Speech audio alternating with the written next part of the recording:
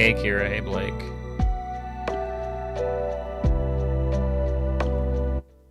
Kira, I bet the Nightbot hasn't actually started watching the stream yet, so that command probably won't work. But I appreciate the help.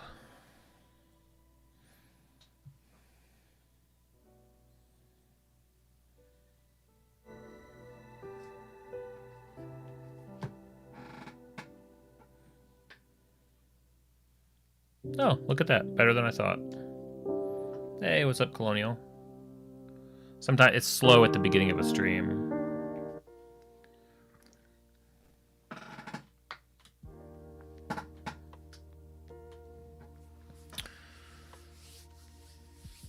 Hope you guys are doing well. I'm just getting my other camera going. It was not hooked up right.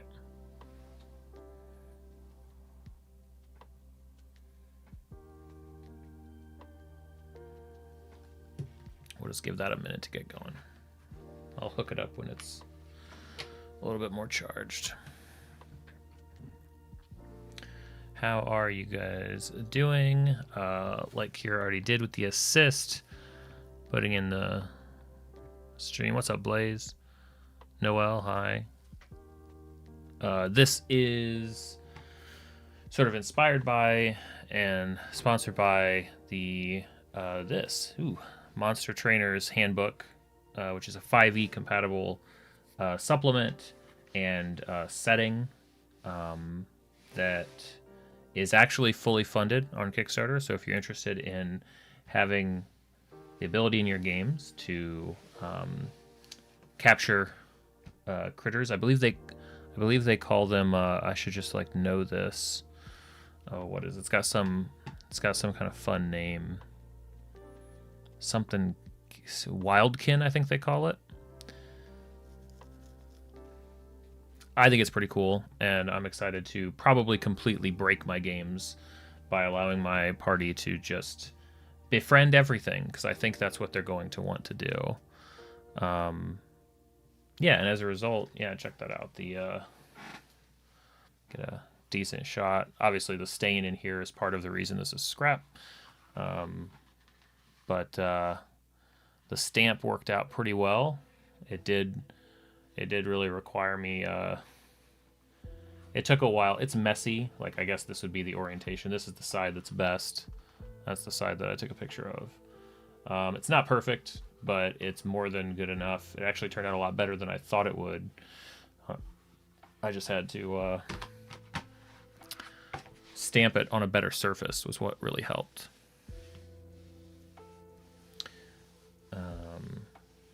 Yes, Sue.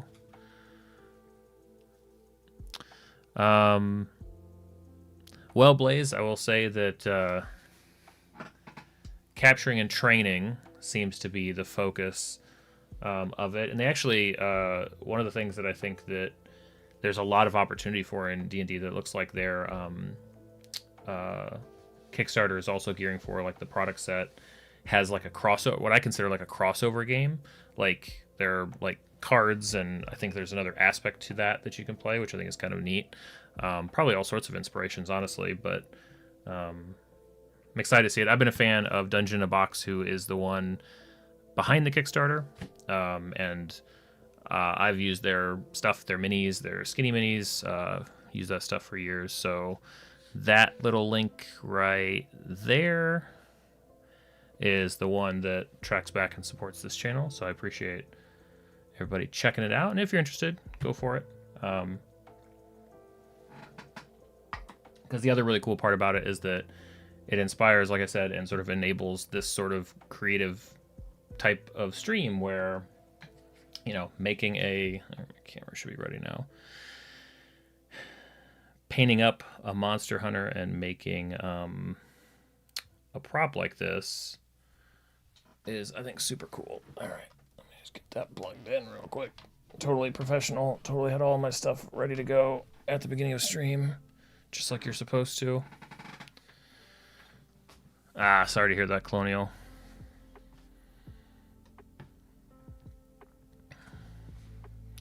That is no fun at all.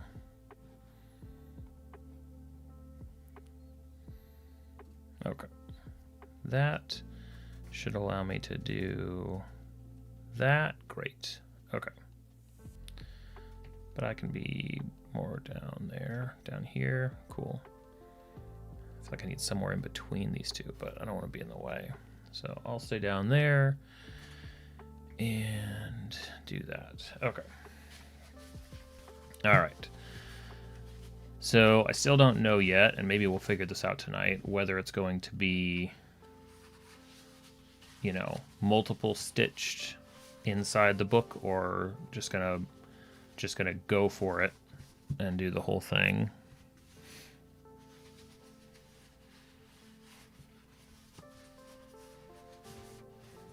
We will see.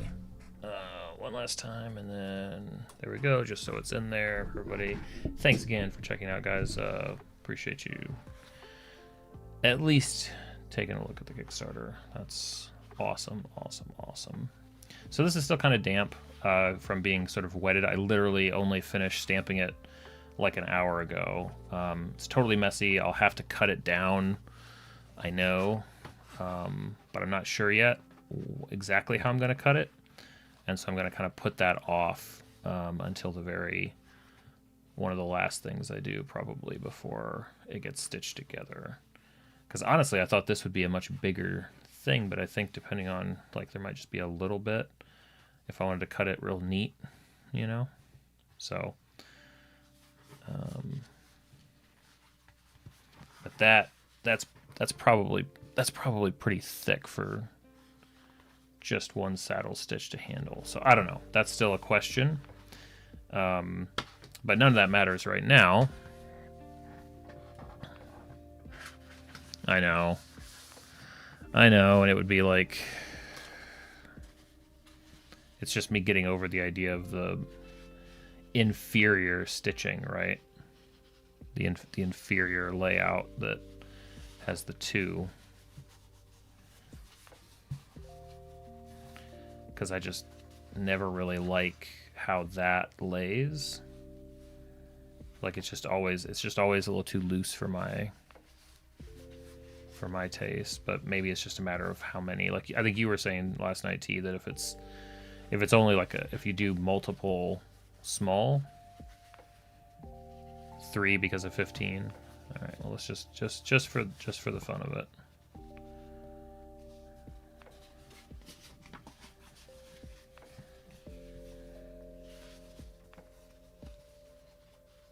See ya, Colonial. Make it tighter with some PVA glue. What part do you glue? Like you're saying against the leather?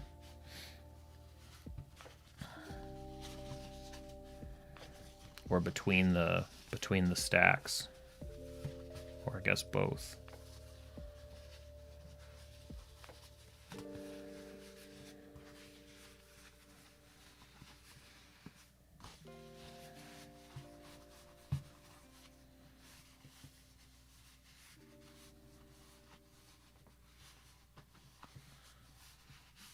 Well, that's if I was, so by text block, you mean like something that sits in between this and these, which I'm not even sure I'm going to do that. I'm not sure what I would gain from that.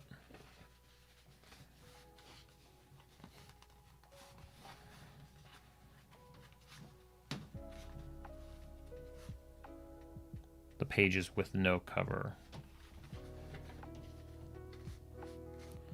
It leaks a little between the signatures inside the gap, but it also makes it hard for the pages to lay flat. Yeah, so we'll figure that out.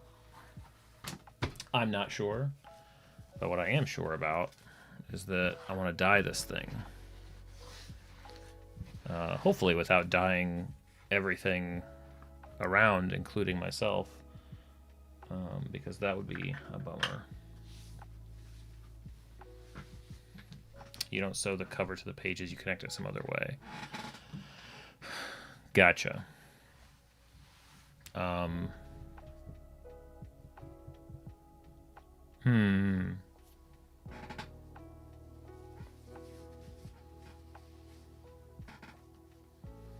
All the more reason to... I mean, at that point, if I think it's going to be a problem, I'd almost rather like reduce the number of pages to try to make it work in a simpler way. You know what I mean? Just have to see.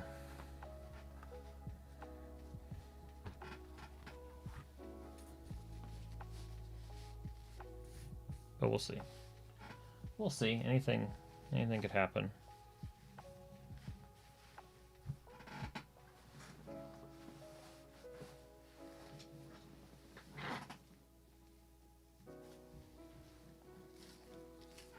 So I've never used this dye before, but I've been told it's a lot like staining wood.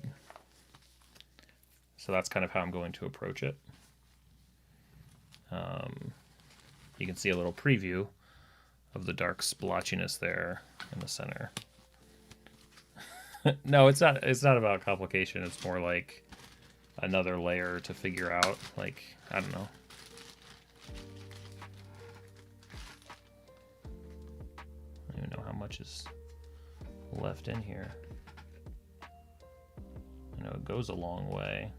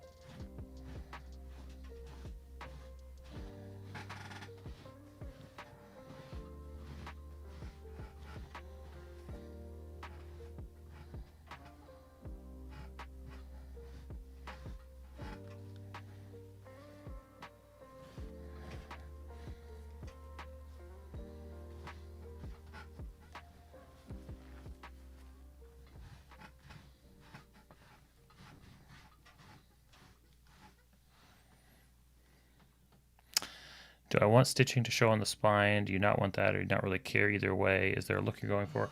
I think the stitching coming through is the look that I want, or at least that's the look that I was imagining.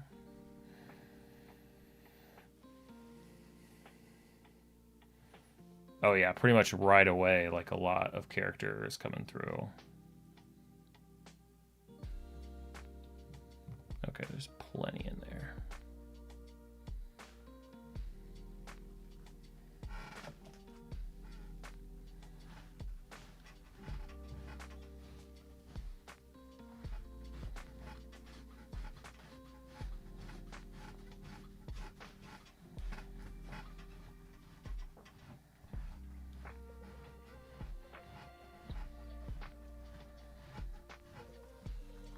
Yeah, I like the I'm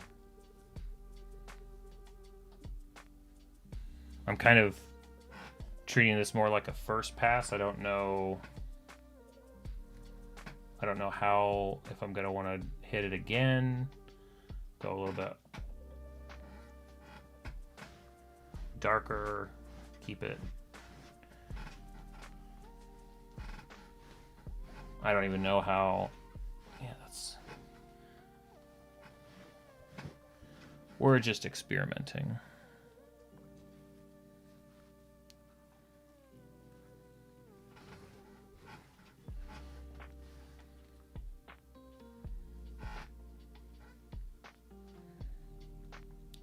Technically, I'm dyeing, not staining, right?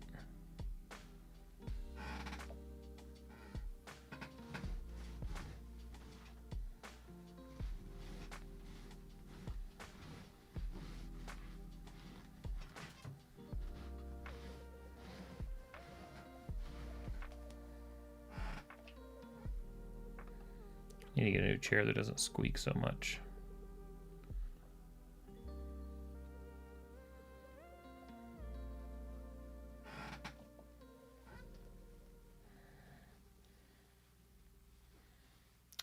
Hardcover Coptic subject so spine is invisible. Going to use that the next time. Nice.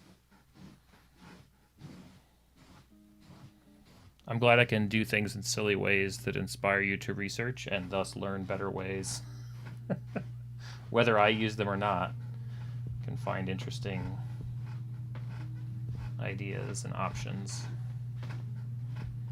out in the wild.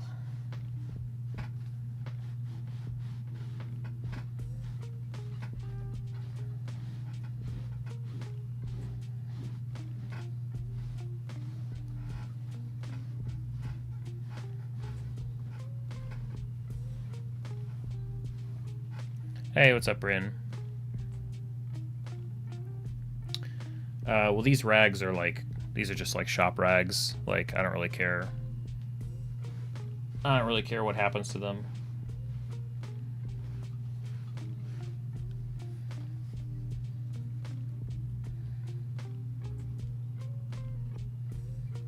But this will wear over time. This will actually, the color will actually improve. This is a very similar dye that I have on a leather wallet that a friend made me using a lot of the same sort of materials, and I really like how that turned out.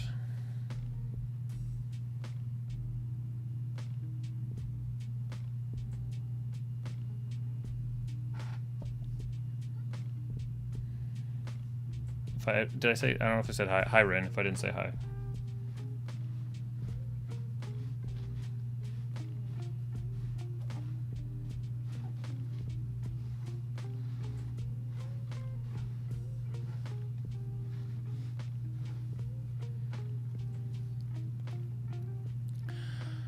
So there's some variation to the color, which is not a bad thing. Not at all. And as it dries, the color might even shift a little bit more.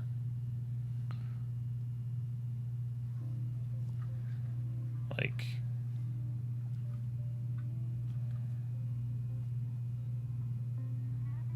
just trying to decide whether I want to do more now or just wait a little bit and see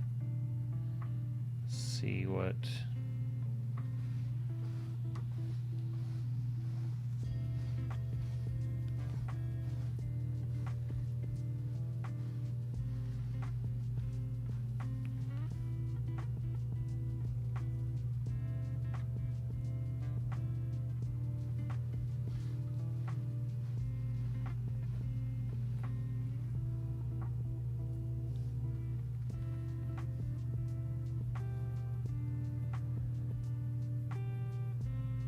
It's pretty good.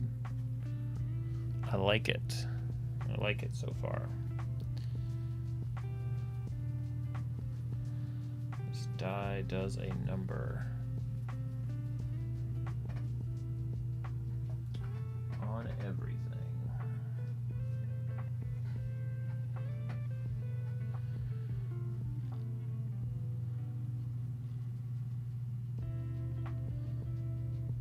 So the other thing that I was told about this by my friend who does a lot of leather work is that once the die is sort of set, or he didn't use that language, but at some point to come in, especially around the edges, and just sort of like buff it like roughly with a cloth, and that'll help like sort of loosen up, liven up the edges and make it look less cut like it is, which I thought sounded interesting.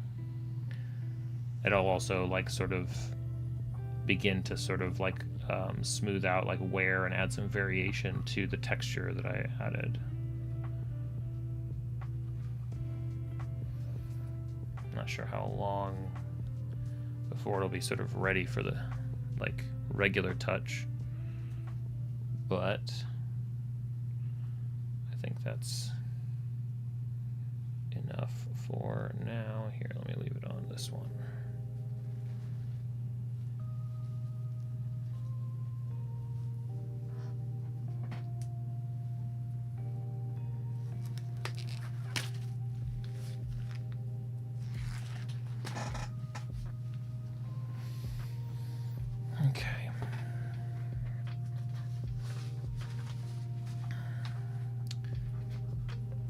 is on its way to being a proper scale leather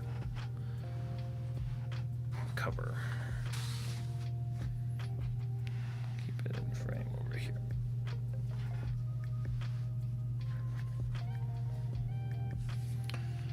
And there's always the, like, I don't have to fully cut it either. I could run it loose, but I'll probably trim it down, because that might be annoying otherwise.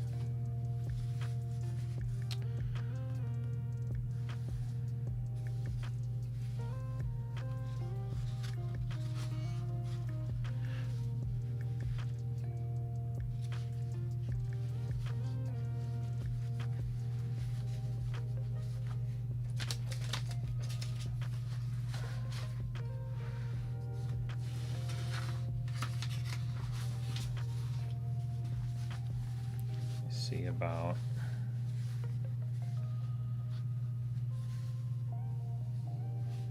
so I don't mind the uneven, like the pages being pushed out. That doesn't bother me. I mean, you guys have seen the messy thieves journal I was willing to put up with, at least while I was making it. So no big deal there. Maybe I can let me test something.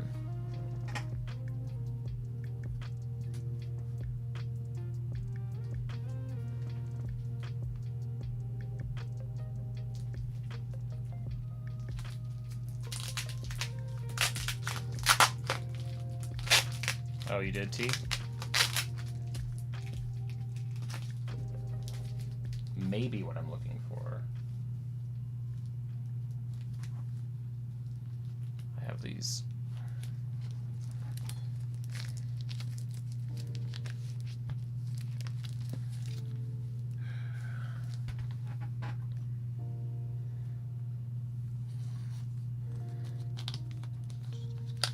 Give me one.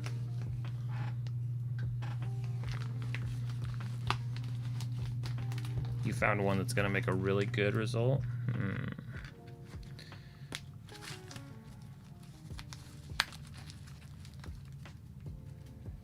Well, I appreciate it. What are these for? So I picked these up when I was getting the other bookbinding supplies. So this is like a book board or something.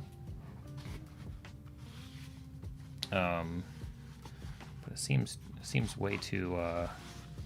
This is like an outer book, like this is an actual like cover. Seems crazy thick. A book board, yeah. If I wanted a harder cover. Well, I thought I'd test out, but like this doesn't feel like it'd be a good one for, like, would it actually like bend without snapping? I don't think so. No. Well, I was just looking for like all I want to do. I've got something I can use for it. I really just want to see if I bind it to something, how's that gonna feel, right? That's not how I use that. Welcome to my crafting stream. I could call it that. That would be a good name for it. If I had to throw away, it's not really about the crafting. I think my second choice would be, wait, that's not how you use that. With Ryan. That would work. You cut it to size for the front, back, and spine. You use fabric or paper to... Yeah. That's probably what this stuff is for, right? Or something like that. That makes sense. That's smart.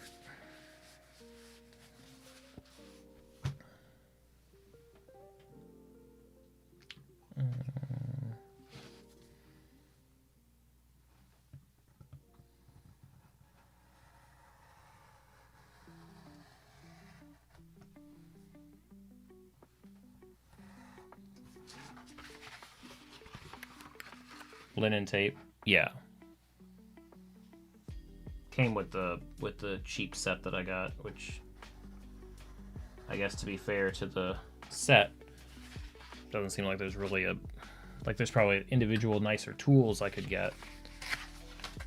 size it up like a 1/4 inch for border. Yeah.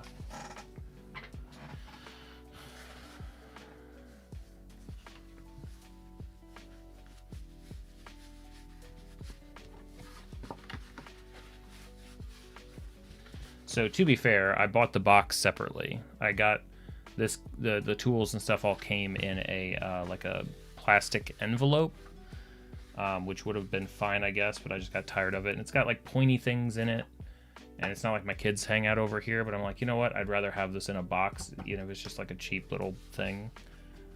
So this is a box that I found it in multiple places with like a bunch of different like threads and things like that for sewing, but I found one that had it empty and went with that.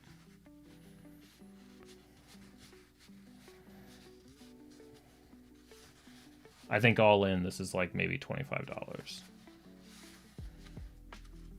I'm all about starting with the, like I don't want to have to work too hard, but like at the same time, I want to start with, a relatively cheap set of things, so I don't even know how much of it I'm going to use. Like most of this stuff, like they're like, hey, use the thing to like crease the. I don't do that. I don't know if there's value to it. It's kind of fun, I guess, but I have not used that yet.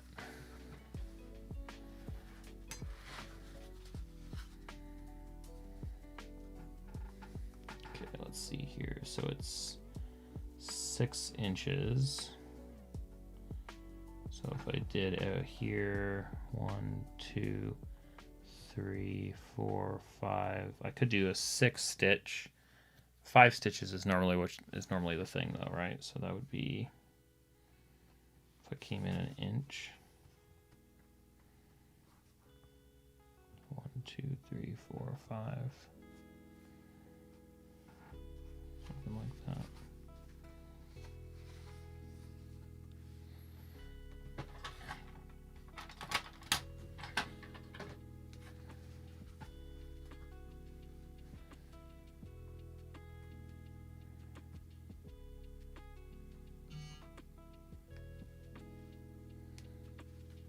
No standard. All right, I'll pull them up here.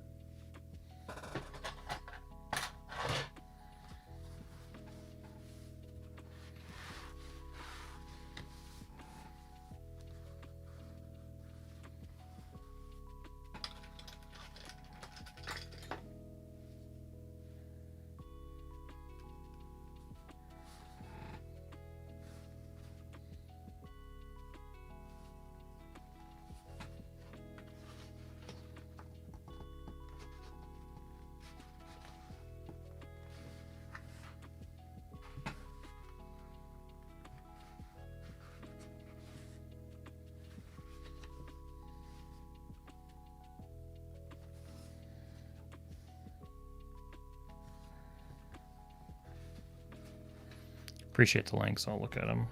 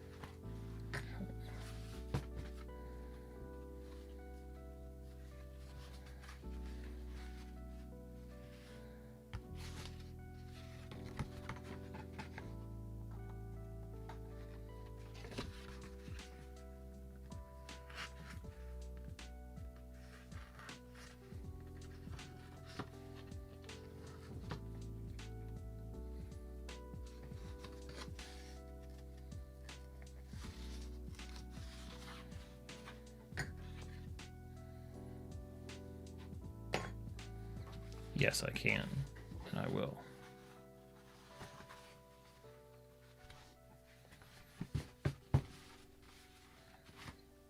All right, let me check them out.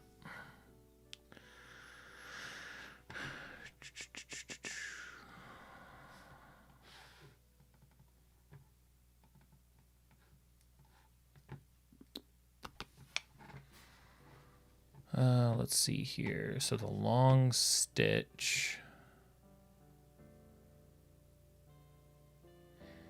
is interesting, but the covered Coptic. Let's see here.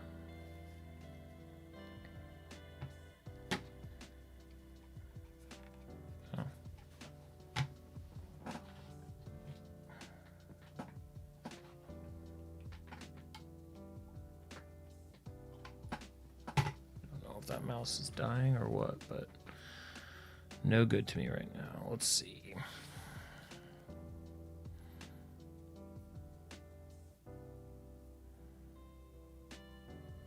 So you stitch it together to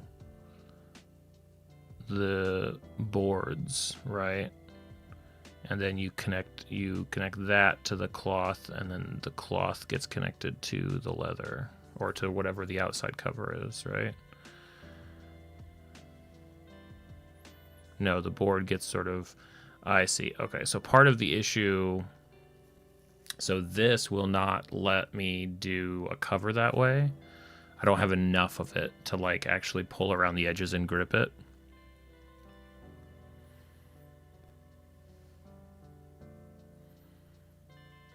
Now that doesn't probably make it a no-go, but that would make it trickier, I think. Let me look at the long stitch. Soft cover, long stitch, leather binding. Clean, simple, it's easy to master. Very simple. Everything's always so simple when you know how to do it. Okay. You prepare the signatures, you prepare the cover.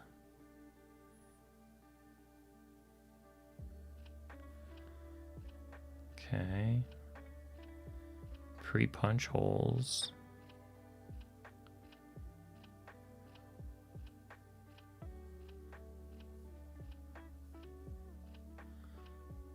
Front, back, start with the last.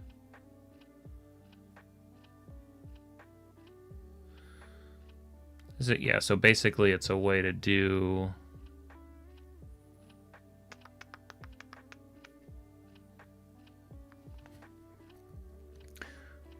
So the long stitch one seems like that would be the only difference between what I already know to do and that is it's just basically the different signatures, each one to a different, like if I did 3, right, it'd be 3 holes here that are set to line up with holes in each of them, and then they all come together, right, like that. That makes sense.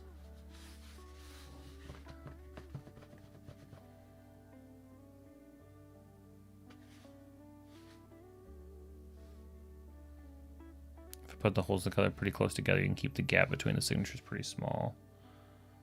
That's true. And it's leather, so it... Okay. Let me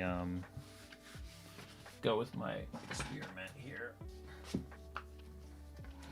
Follow through with it and see if it's see how it makes me feel. See if this will tip me over the edge to doing something you're talking about.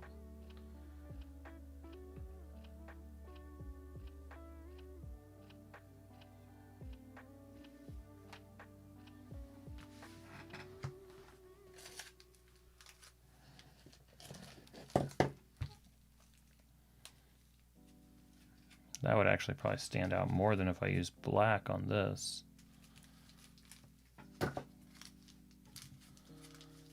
This thread is waxed already.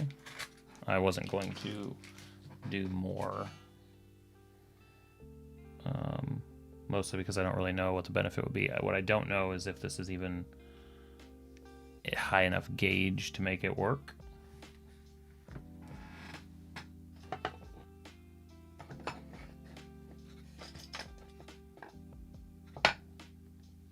Sorry, Iggy, you gotta move. Yeah, I haven't had any issues with it. Granted, I've not put any of it under any real stress.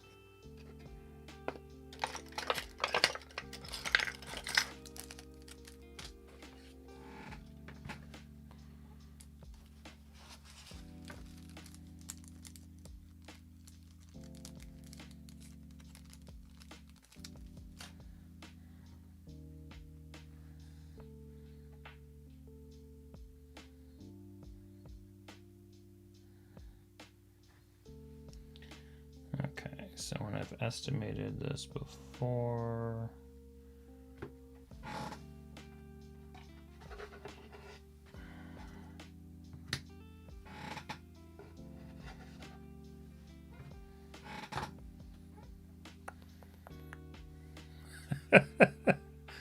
I guess we'll find out how much calculus I remember. Technically, I did take plenty in school, but no promises.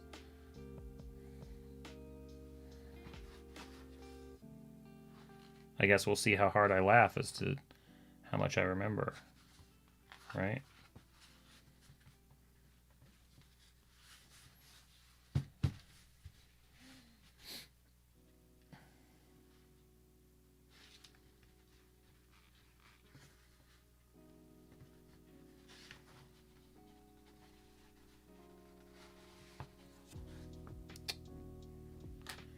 Guess I did a poor all job.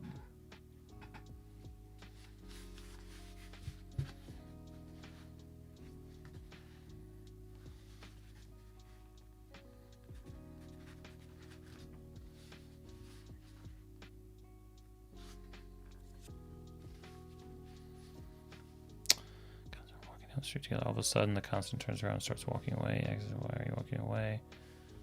Constant tells him.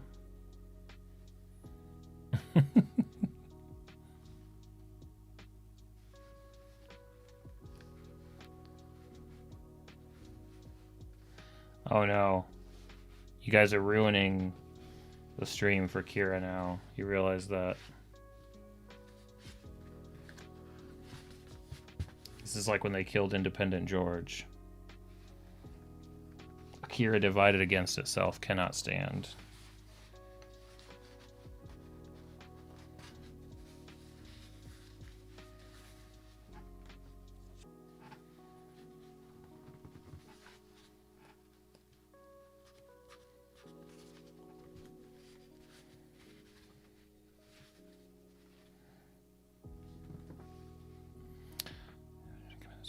He walks away back to the can. He gets away.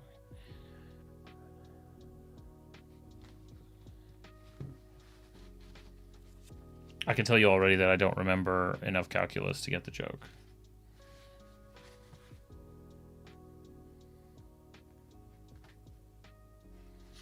But please continue.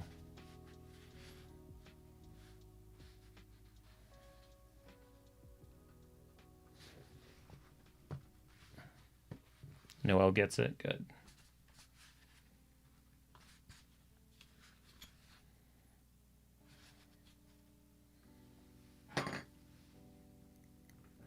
I'm glad it all worked out, guys.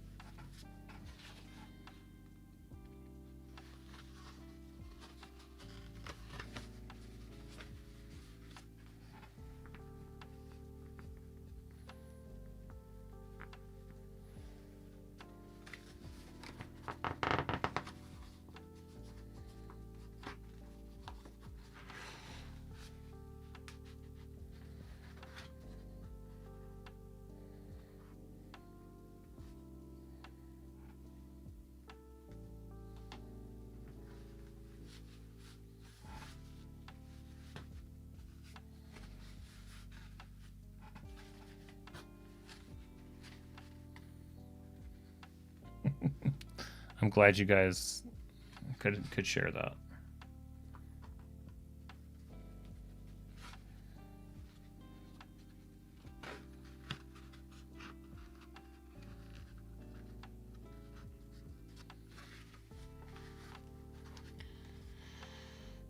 Well, damn it, if stitching these is going to be this annoying.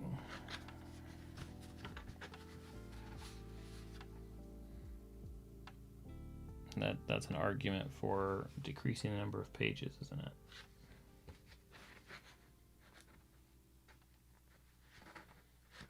I guess it'll get easier each pass through.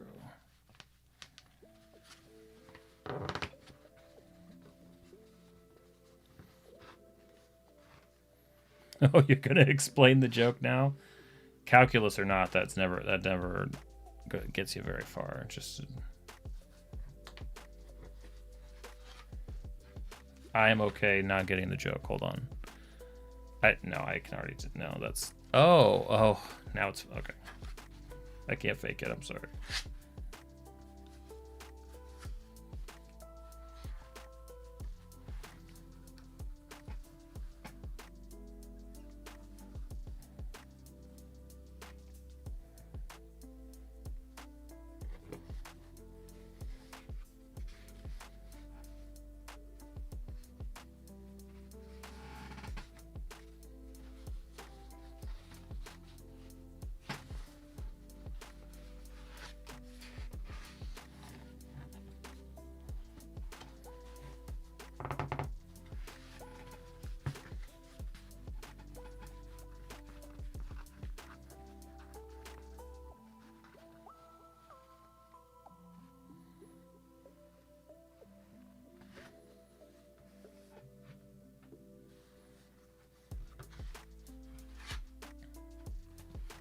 I don't know, T. I think I've already gathered my things. I've walked out of the comedy club down the street. I'm finding a different comedian.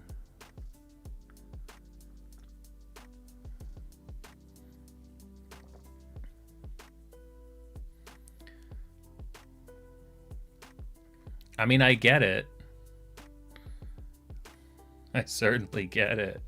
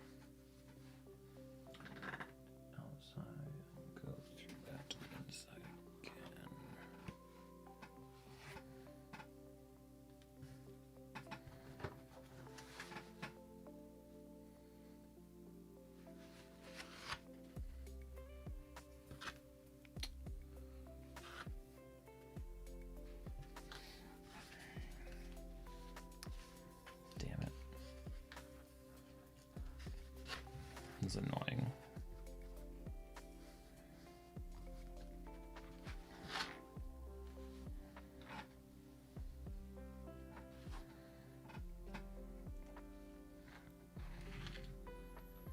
They don't have to be good.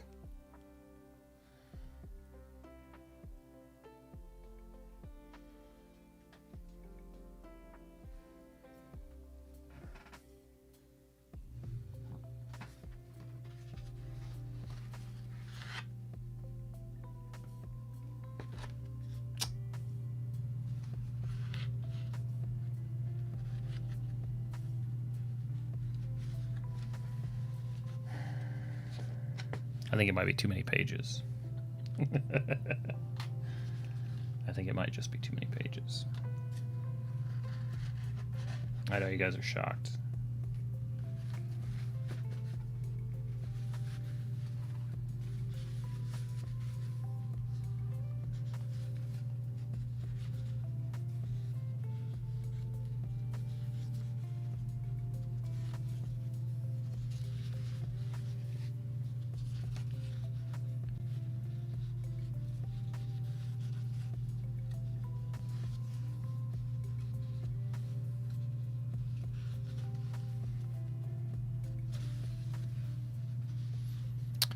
Hey, Chris. This paper, I'd have to look up the link. It came from, I found it on Amazon, like a textured paper that was just the same size that I needed for this.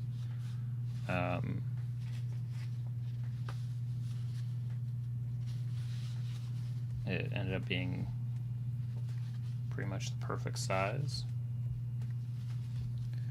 But I'd have to look it up, and I can probably drop a link.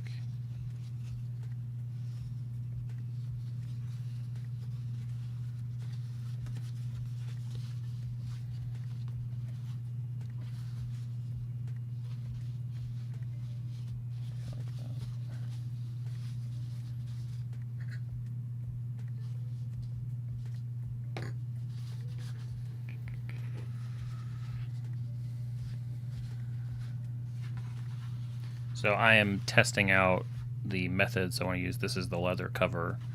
And right now it's just a matter of me being stubborn and trying different ways of stitching. Right now, I feel like it's probably going to be 3 sets, each stitched.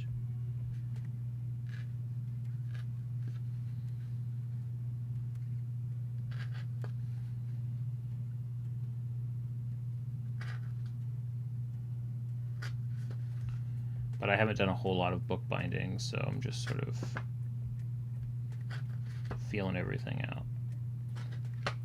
Testing what I can. The other downside of this method is that it is lengthy. Hey, thanks, Chris. Is there anything in particular that's drawn your attention?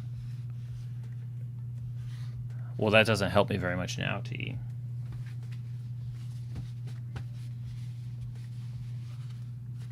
You should have said that back before I did it. Before you could have seen me do it. That would have been the truly helpful time. Gosh, it's like you're not even trying. I'm kidding.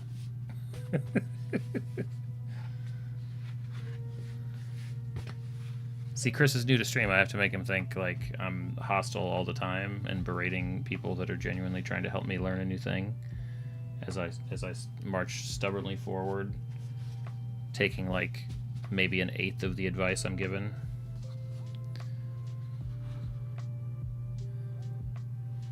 Yeah, I suppose so.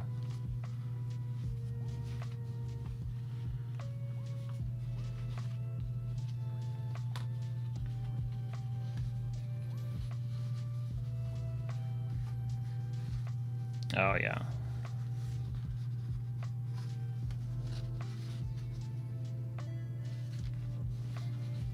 They might be a little bit too close together, I guess. Maybe. Hey, what's up, Bacon?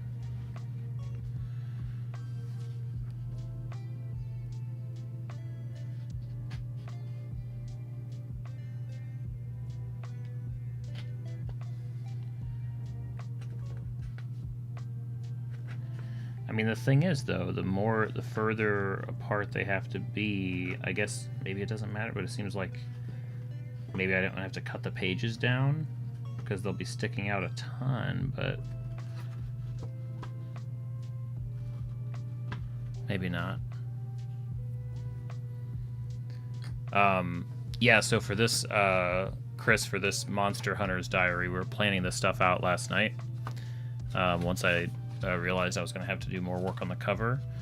And basically the thought process right now is to fill it with a combination of monsters that the party could like identify as they're facing them, and unfinished like monster like investigations. So they basically are quests, so like 6 quests and 8 monsters, which on a flip through is just going to feel like flavor, but if they actually stop and read, could provide them quests that they can opt into and like ways of taking down like tougher monsters. Like that's kind of the idea with this prop. Oh, the printing's going again.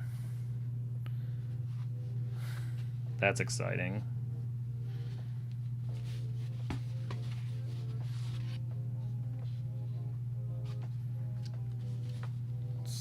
So we leave that.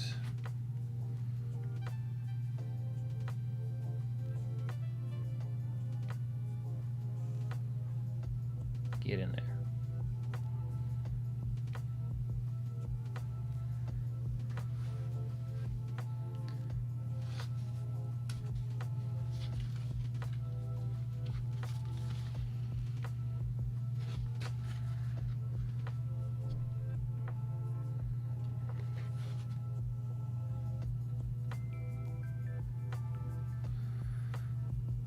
What, like, T, why do you ask questions I don't know the answer to? Is there even a way, like, is this one of those, like, scientific questions that, like, nobody can really know the answer to anyway, right? Like, how could anybody even determine that? That just seems wild. It was the middle one. They all seem different sizes, but they're not labeled, so I don't know. Starting in the middle. Why would I not want to start in the middle? I mean, this is just the test run anyway, but why would that be a bad thing in theory?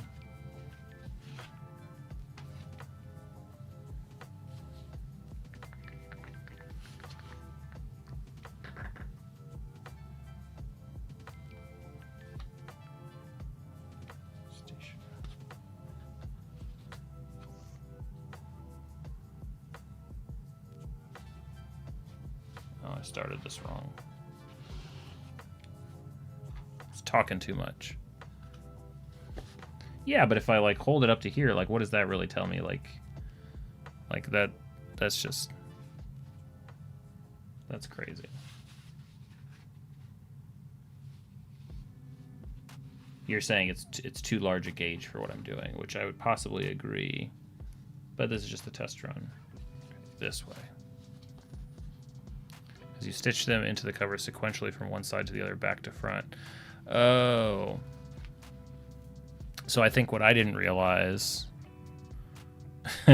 Chris, that is their primary. There could be kittens and butterflies on this for as often as I use it. No, that's not true. Sometimes I do use it for measure. So I skimmed through,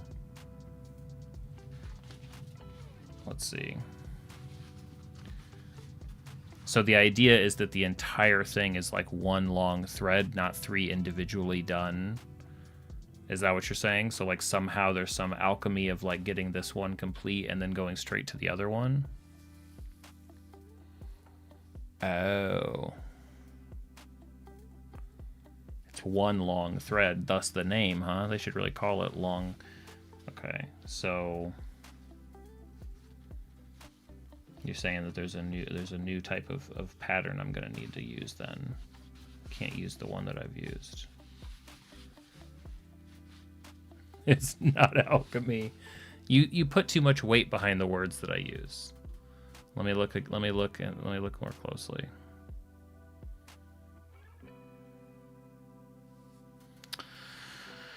Back, start with the last and the last row of holes.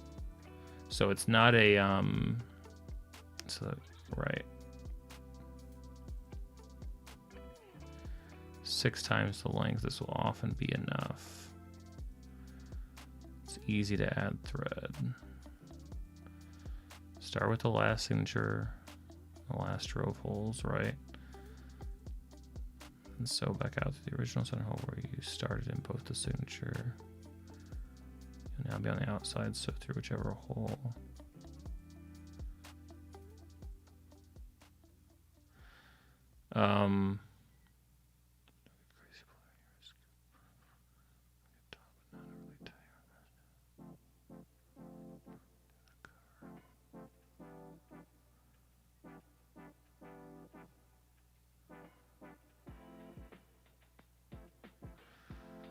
Okay.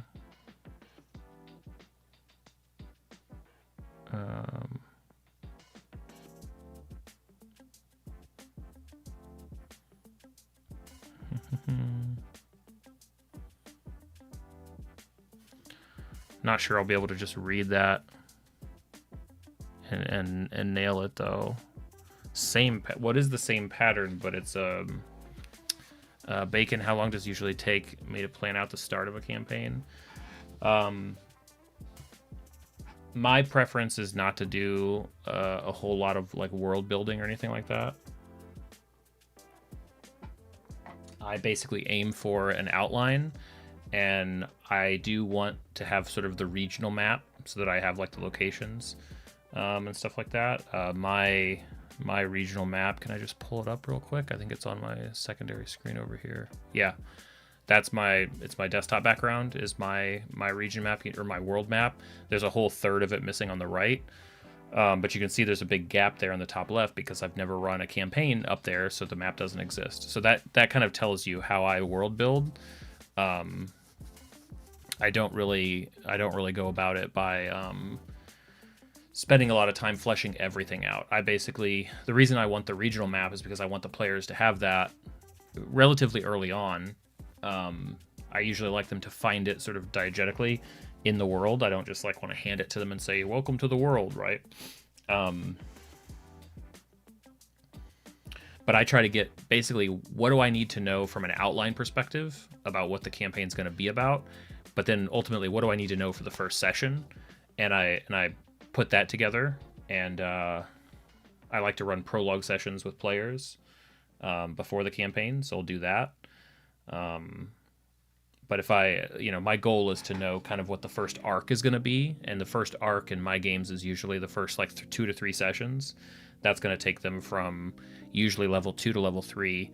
My prologue sessions take them from level 1 to level 2, and then the first little like 3 session adventure usually is what takes them to the next one. But I don't like postponing a campaign to try to figure everything out. My rhythm is I like to be planning sort of a week or 2 at a time. Stitch to the bottom row, then once you finish, put the needle between the pages and the cover. Next step comes after that. Hey Andrew, I am practicing stitching so that I can attach these pages to this leather cover without doing a bunch of hacky work.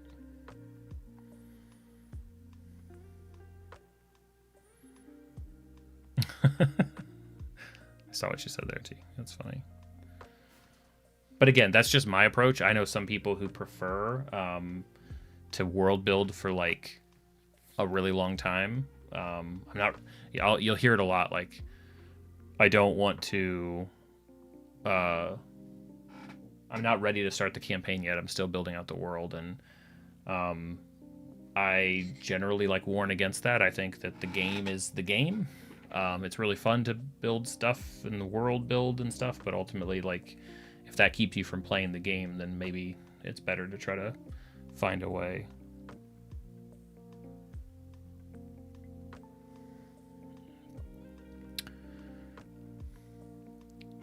Oh, Bacon is trying to.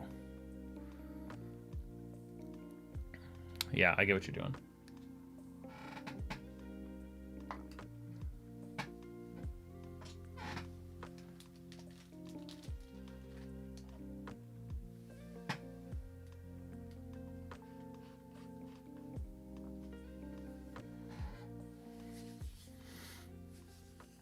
Yeah. Joe, you don't start with the solar system, then move on to plate tectonics, then 10,000s of years of history. No. And in fact, I think that one of the big problems that can cause, like, I try not to speak out too harshly against kind of the fun of world building, because at the same time, it's like, well, maybe what some people want to do is like kind of world build and put off that game that they'll get to someday. And it's like, shoot, I do that with crafting. I do that with projects where I set stuff on a shelf, like, I'll paint that someday, and who knows when.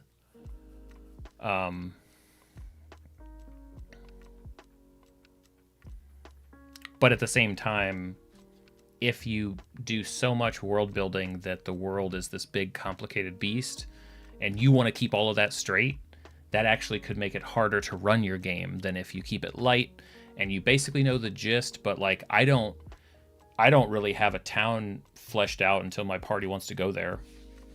As long as they give me a week or two's heads up, that's when I'll plan what's going to be there.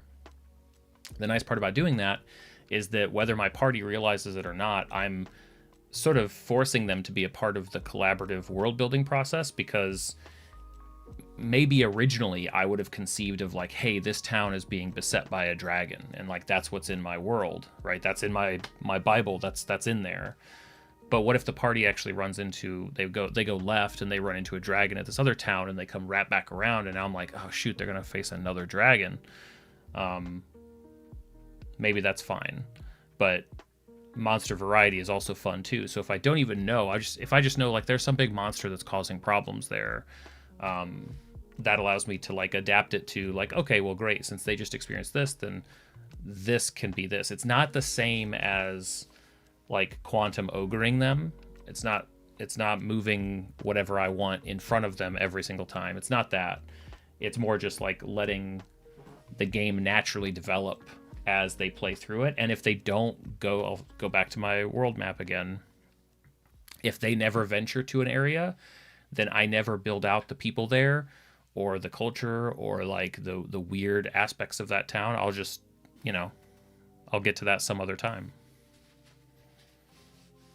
Yeah, it's world rendering, right? How often my games ideally are meeting once a week, although schedules make that tough sometimes, but that is the goal.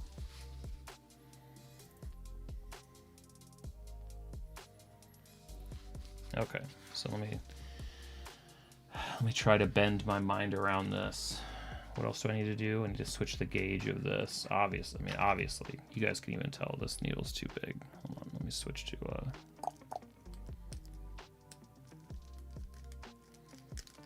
how about this one?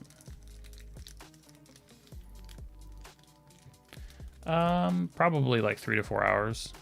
I think that's honestly, I think more and more that's become like the standard expectation for D&D. I think it's the rare game that plays for like 6+ hours. Probably the younger and more free the group is, the more likely they are to play for longer. But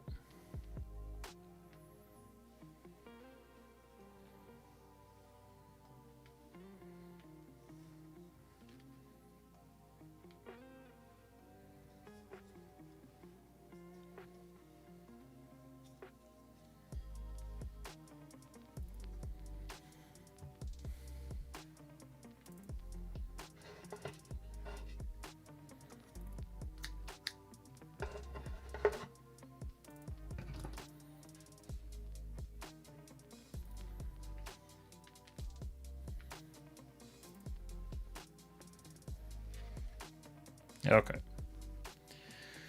All right. So we'll start at the back of my practice book here. Seeing how much if I can learn about this. Best get planning your 6+ hour game then. Hey, if you can do it, and if everybody wants to do it, like that'll be a lot of fun. Why not? Usually the answer to the why not is scheduling won't allow it, but okay, so it still starts from the middle this way.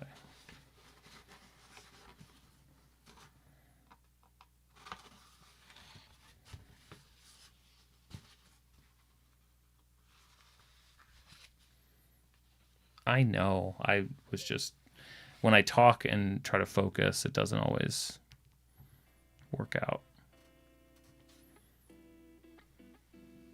I'll get there.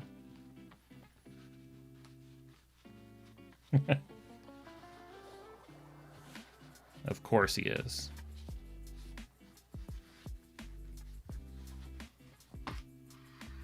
Bruce is like, I'm the star, don't you know? Okay.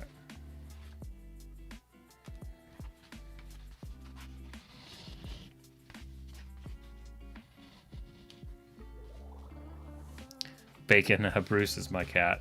Ashley, the Totoro, is my wife. It just means that the cat's banging on the door. Joe, you kind of do the same thing. You're going to opt people to do the kind of world building. Occasionally jump in to watch the videos, but your method is more realistic. Yeah, I mean, I guess I really just, it's the...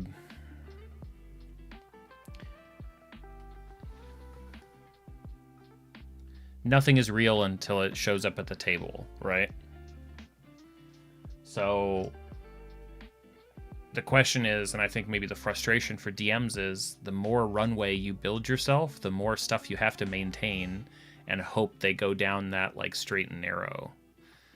But we know that games can take every twist and turn, so I'm just trying to minimize the work that I waste, right? They have to engage with this version of the quest line because I created all of this stuff.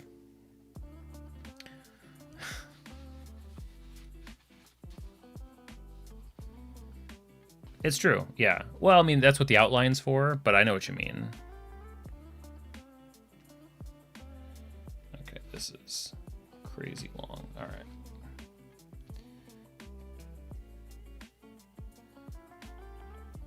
Pet thread on Discord. That's true. I can do that. I'll give the cats a chance to pose for the camera. They're good at that.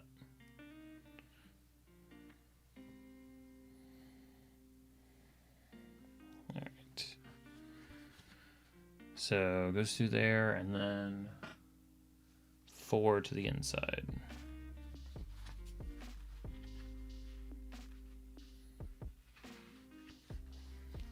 I'm sure he will.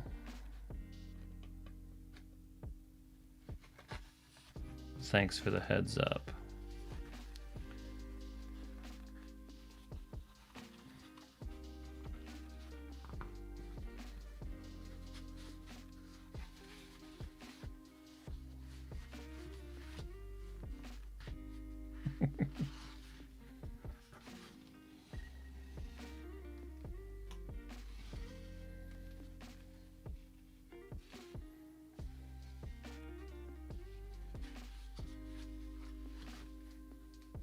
Yeah, you can't in this chat. And before anybody asks, Ashley's not allowed in my Discord because then she'd learn all sorts of campaign secrets.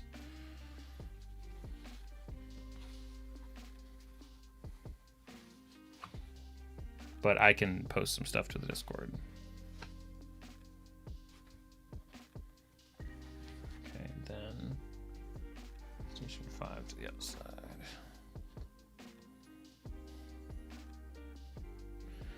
Yeah, I'll work on it. I'll add it to my to-do list. Tippy top of my to-do list.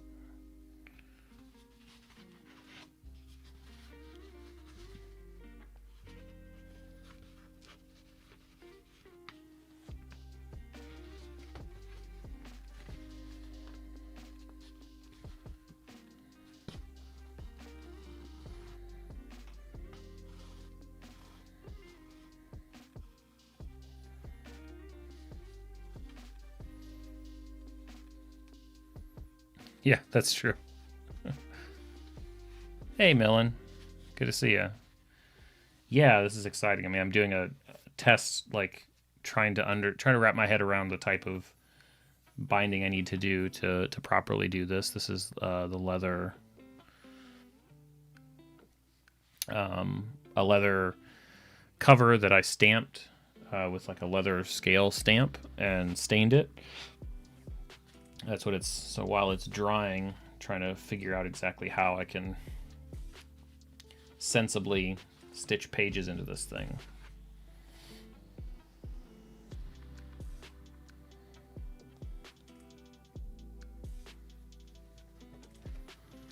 And I'm learning. Begrudgingly, but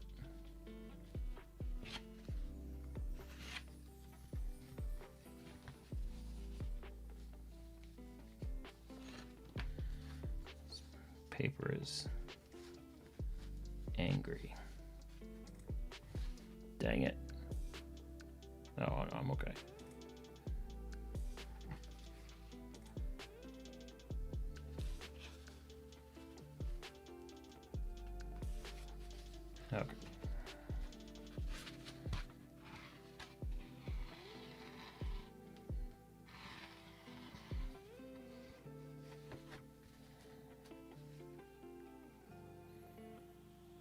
Oh, I know. That much I've picked up. It was more just like literally trying to get it through the board and the thing. That's true. I'm sure Ashley will make.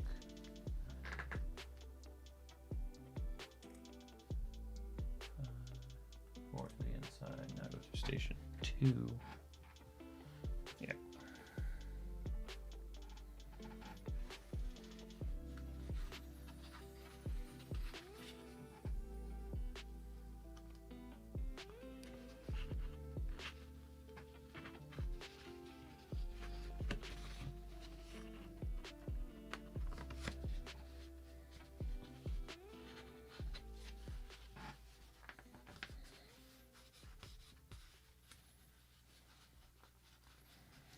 Yeah, Chris.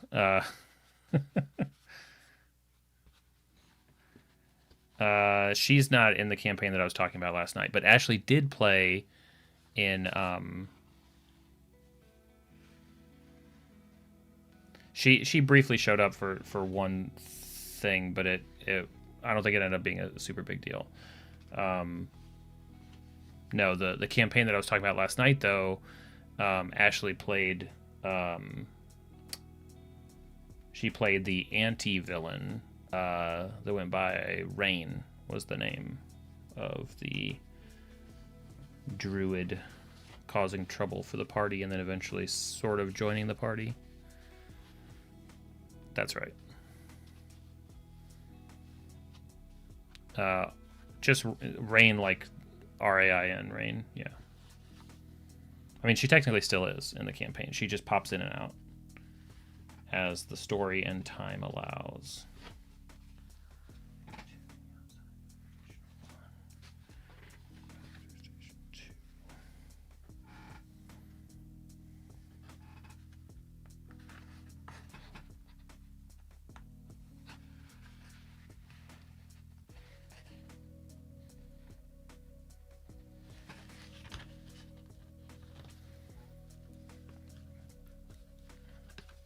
It's just RAIN. Nope. That's so yeah. So Ashley's part of the original 3+ year campaign, and then I have a second one that has also been running for about as long. So I have 2 really long running campaigns right now.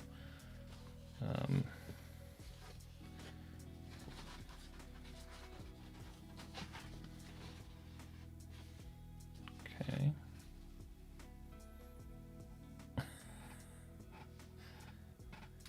So it is. I can tell you, and it's actually even cooler than what you're imagining. So the reason for the name Rain, no, it's a good question.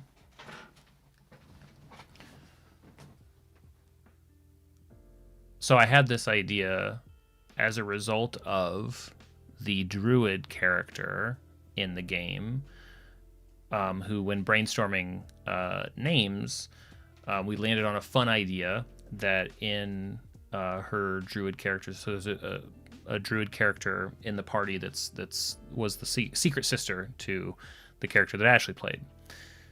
She didn't know about it because it was sort of like a estranged sister, like the family doesn't talk about that type of estrangement. And the way that the names came about is that the druid character in the party's name is River, but it's actually longer than that, because in her family, in her druid circle, family names are stories. So if you read through all of the subsequent names, you actually describe kind of what that family means to the circle. So like in her family, and I don't have it all in front of me, but it's like the druid's name was River. So the full family could be described as forest leaves that cover or that protect the river that flows to the people. And what she didn't realize is that the estrangement had actually cut out, like they'd sort of changed the names to not discuss rain, because really it was like, the forest that sits in protection of the rain that falls into the river that flows to the people. So the rain name kind of conjoined with river once they learned who each other were. Yeah, it's a really fun idea that I should probably do a video about at some point, but it's sort of like personal to that game. But once that naming convention kind of came up, hey Matisse, how's it going? It was like, oh, I could do something with that. So then it started with, references to rain, right? So there would be like the follower, because again, in the story, how it came up is that this estranged older sister druid had basically been a part of this corrupted guild and rebelled against it, and was now basically had become a terrorist in the region trying to stop a guild that nobody knew was evil. And so the members of her sort of kind of violent counter guild that she created would chant things like, or they were sort of they were devoted, and they would say that, like, we follow the rain, or we follow rain. So there were just like lots of little hints that kind of got dropped like that, which helped with the reveal eventually. Yeah, Ashley, once the one ends, I'll leave an air gap to hopefully do other things, mostly because I need to find a way to run more systems and experiment with more games, probably shorter run games if I can convince myself to do it. Always story time, you guys. It's like I'm like the easiest to trick into story time. A 1 week break. Yeah. Nope, that's the wrong. No.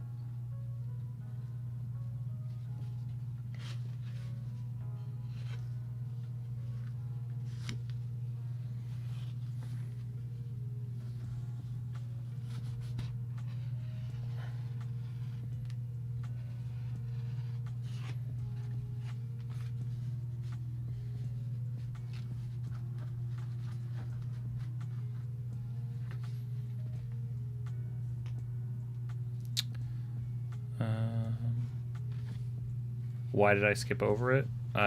Because I'm following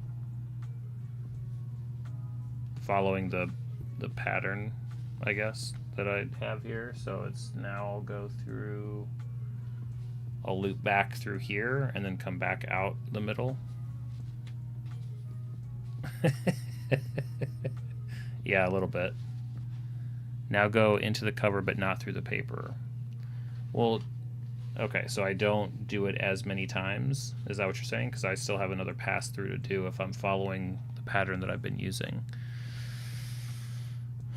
Bacon, what was the best story that I played a few sessions but eventually scrapped it? The first campaign that I tried to run with friends and family, who I was trying to basically convince them to play D&D with us, Since then, I've wisened up. Actually, that's not true. Like, I just got better at convincing people, I think. But the group was destined to fail. They weren't all into it necessarily. Okay, I will. I'll do it while I talk, which means I'll do a great job. And I really liked that story. I had a concept. It was before I created my own world, and it was going to be a game set in Waterdeep because I liked the idea of a city-based game. I still like the idea of a city-based game. And in my own notes, I called it like the War of Wizards. I like the idea, kind of going back to what I've been saying, like those kind of big outline type of concepts. Two wizards kind of fighting and using the city as their kind of pawns, right? So various strange things are happening that as the party uncovers it, there's a wizard responsible for half of it, another wizard responsible for the other half, and they would have some sort of ideals that were at odds with each other. Well, and then I go through this and then out the center one.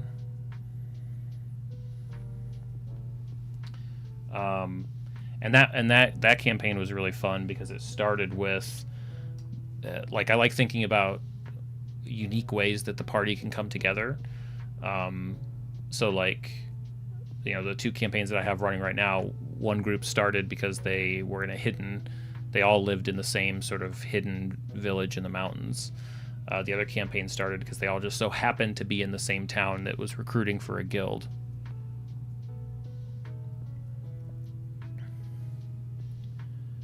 Well, the instructions that I'm following only have it doubling up over this one section, which I always thought was kind of strange, but I just sort of follow it because what do I know, right? But if I don't have to, then I don't have to. But it is kind of annoying, I guess, isn't it? Like, it won't look great.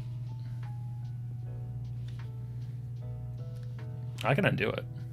That's super strange. Well, blame the cheap thing that I bought and the stupid instructions it gives me. Don't double, no. Okay, I won't double. So but the fun part about that campaign in Waterdeep is that all of the party met in a the party met in a cemetery. So they all had prologues. Even back then I was doing prologue sessions to get everybody together, and then they all ended up, gosh, what was it? I believe that they all came upon a group of bullywogs that was disturbing a grave. Like, it seemed like they had either just finished burying somebody there or just finished doing some sort of ritual, and that's the fight. So the fight basically was like, so there was like it was like a city guard was one of the players, and there was a druid and a cleric. Like, all these people just so happened to be in that part of the cemetery to see this craziness, and the bullywogs, upon being found out, attacked the group. So it was a really ambitious start that I was woefully unprepared for, because it's the type of story where it's like, oh, okay, you guys are just kind of all thrown into investigating this crazy story. Now you have to become fast friends. And, you know, that combined with everything else, the game sort of fell apart after about 7 sessions, I think. Which is okay. If you hold your hand up where your finger is splayed, you can loop the thread between your fingers forward and back like you're going through the holes in your pages. Notice how it goes across the front, back of each of your fingers before it ends up where it began. Yeah, no, maybe I understand. I think I understand what I'm doing. So the question is, so I need to go back to what you said before, T. So I need to bring this through, but I'm not going to bring this through the pages this time, right? Because this is now what I'll use to feed through the next one.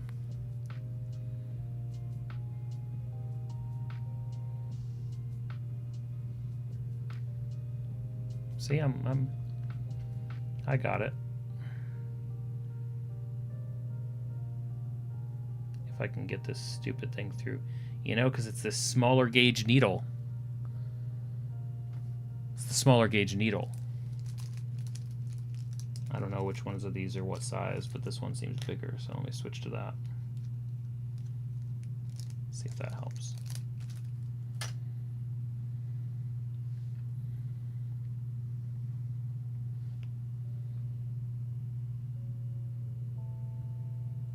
But I was really excited about the potential for that Waterdeep game.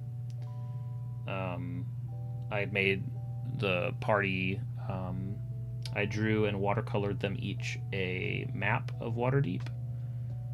And each map had like custom things notated that only their characters knew about. Like I've always been a bit ambitious, I guess, with my approach to the games, but maybe someday I'll return to that idea. So go through the center, then go through the cover, this time in the center row. Right. Yeah. That makes sense. So the challenge is to come through but not go all the way through, right?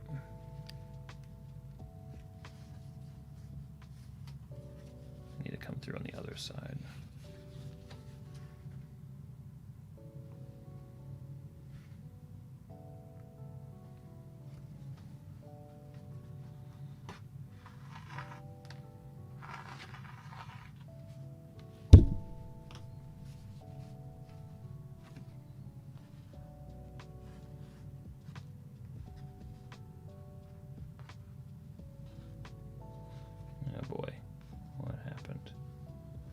something got looped through. Dang it.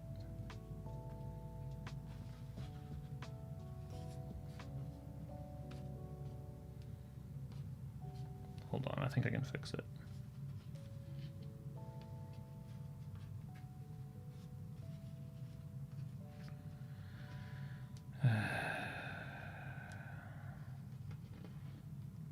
It's such a fun process, guys. Everybody should try it. Give me this. Okay.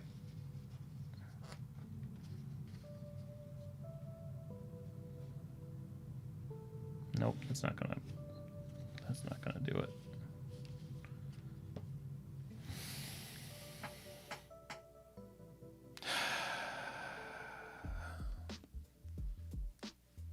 It's because the doing the thing split it, but that's now like a part of it.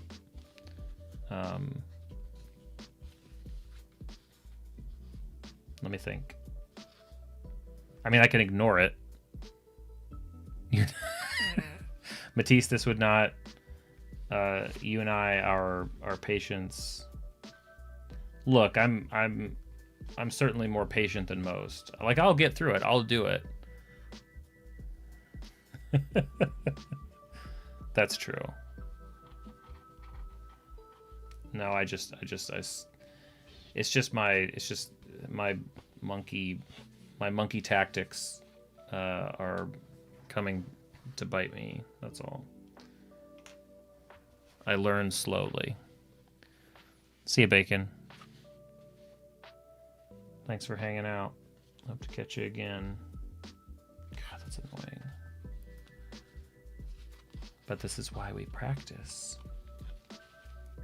This is why we learn.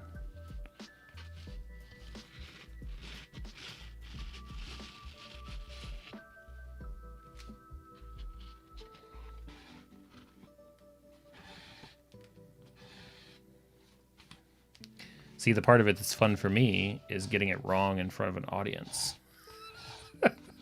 I used to just get this stuff wrong privately. Now, hopefully, what it does is convince some people that, like, okay, if this idiot can try like this at like, you know, I can do better than that. Like, that would be a really positive outcome. You know, like, look at him fumbling over just like the simplest of tasks. I can do that.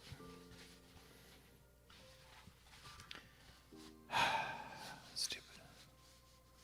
Don't skip over any holes or double up anywhere. Just step your way down, up and back.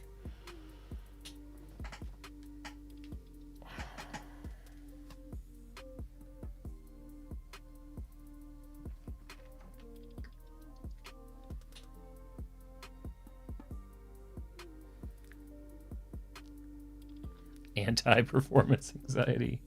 Exactly. Like, wow, that must be easy. Whoa, Matisse, are you here early tonight? I just looked up at the clock. I was like, wait a minute, what's Matisse doing here? Was there a time change that I'm not aware of? Oh, I know I can. It's fine. I got nothing but time. Oh, by the way, thanks to the sponsor of the stream. Oh, dropping the thing. Stream is sponsored by, and it's not going to line up visually very well, but I'll put the title up for a second. This is the, wait, where is it? This Kickstarter link is where to go to check out the Monster Trainer's Handbook. This is not going to be a Monster Trainer's Handbook. This is going to be a Monster Hunter's Diary, but it's inspired by that Kickstarter, and it's cool stuff. They've already funded, so you know it's coming through, which is nice for Kickstarter nowadays. It's put on by Dungeon in a Box, which is a really cool company that I've loved supporting for years, and it's nice to have their support of the stream and content and blah, blah, blah. Go check it out. T's right. They are doing just that. The link is in the chat, and !stream is how to bring it back up again. Thanks so much.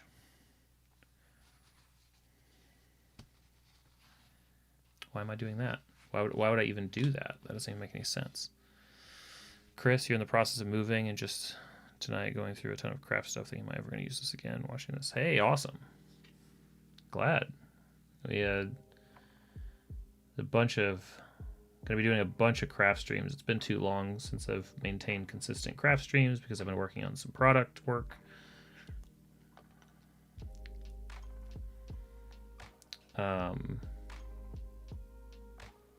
But we've got a bunch of craft streams coming up. So if you're looking for inspiration, I'm going to have that in spades. Okay. All right. That's why we practice. I know it's the middle hole. Thank you. I mean, I know. The problem is that it's my active brain that knows. It's not my working while talking brain. Dude, I was like thinking about something earlier. I don't know if there's got to be a name for this. And I had picked up something in my right hand to throw away, and I had filled the coffee pot in my left hand. And it was like wrong order. I stopped myself just before pouring the coffee pot water into the trash. And I realized what I was doing and stopped and threw the other thing away. And then there's got to be a name for that sort of like crossing of the streams, so to speak. I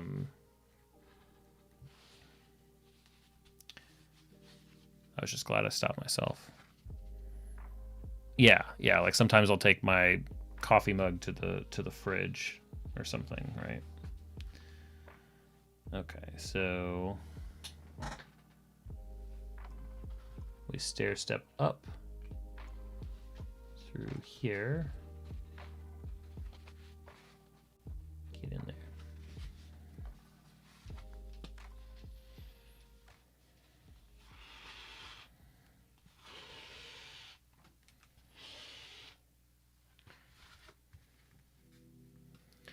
Well, the fun part, too, Chris, I've been told this. I know Noel and I think others on stream are a big proponent of it, this kind of like doubling effect of the stream.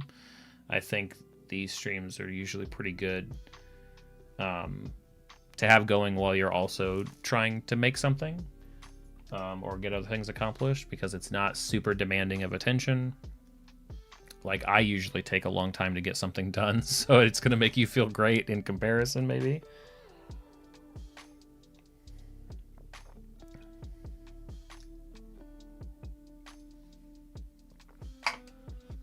Well, exactly, Noel. You can always get more clothes, right?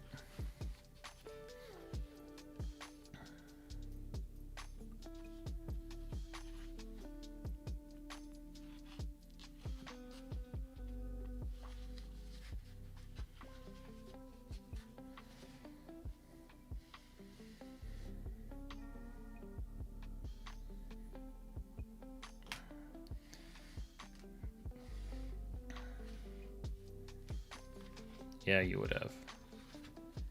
I'm not sure I would have been able to come up with a good explanation for that.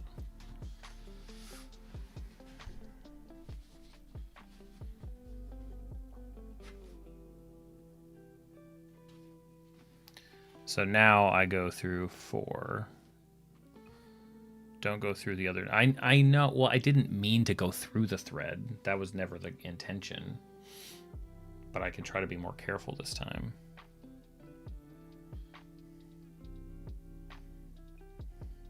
Yeah.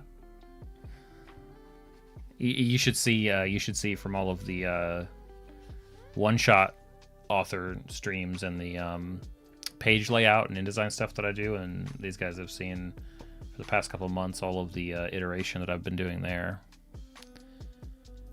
Frogging. I'm frogging. I'm toading. I'm hitting every amphibious life. This one.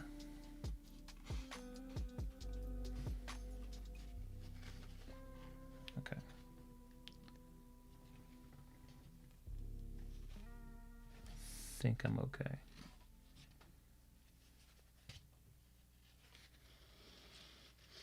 seems okay.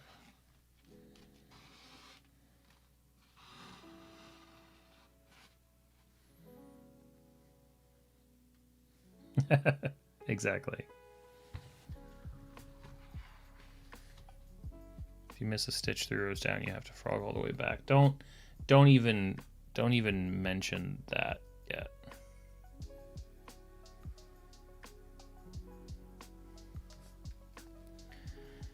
Okay, so now I go through. I don't like all the ones where I have to go through where I've already been.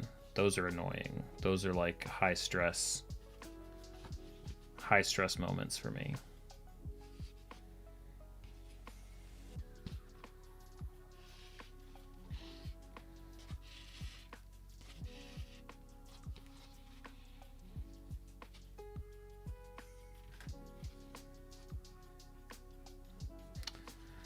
Yeah, but I'm not good at maintaining that either. Okay, so then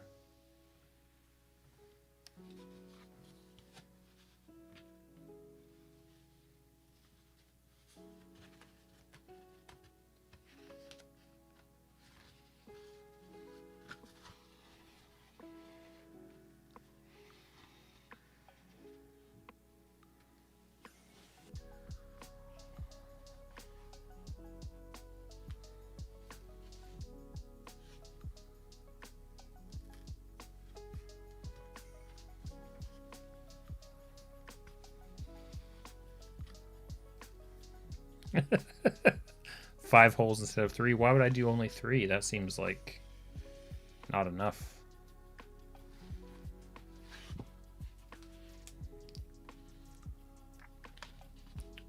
Okay, so now I go into this one, but not through the paper.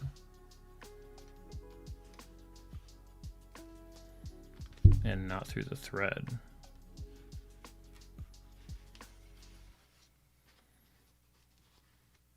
I need to go through the other side.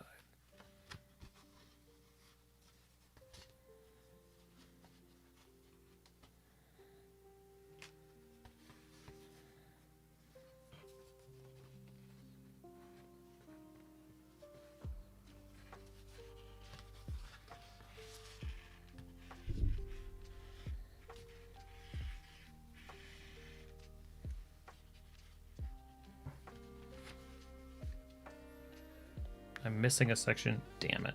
You're right, I am.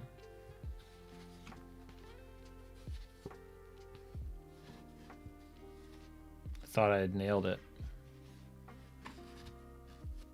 This.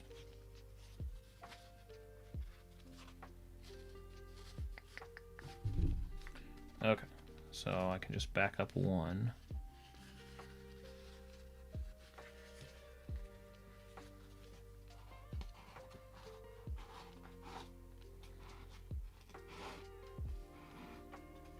I was very close.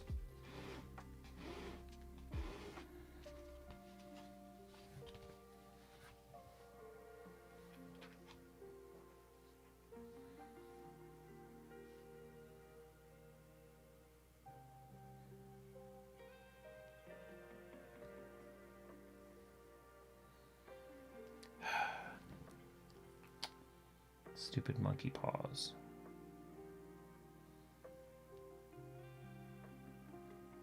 Come on.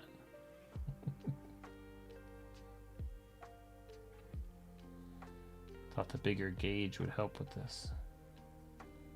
Just get in there.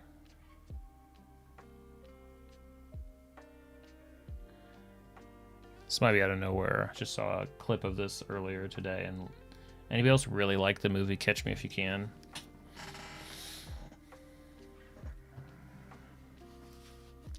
Doesn't it just make you want to forge documents? Get hired by the government to do it.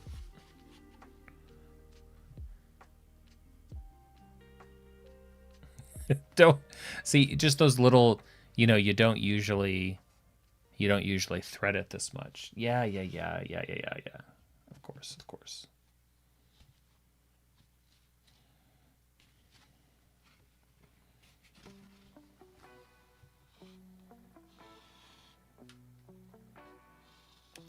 Well, the issue there, Ryan, is that, well, nobody ever really has this problem. That's the issue.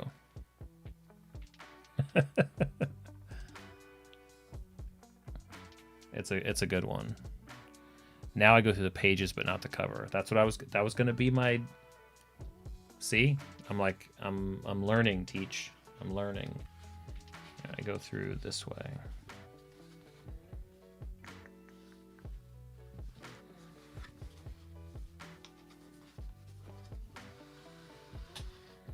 Seventh or eighth time's a charm.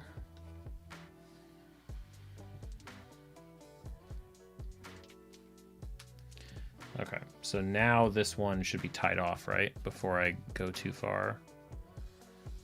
I don't think I would, but like, if that's how you watch it.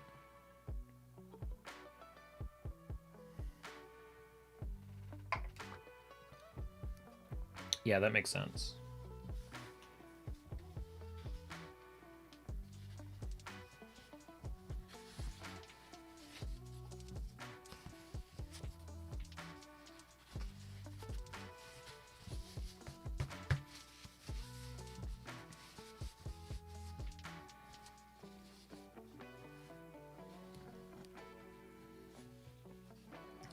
There's probably like a really smart trick to tying this off, but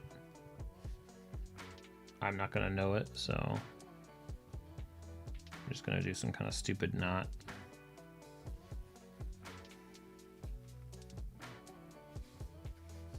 Come back and clean it up later.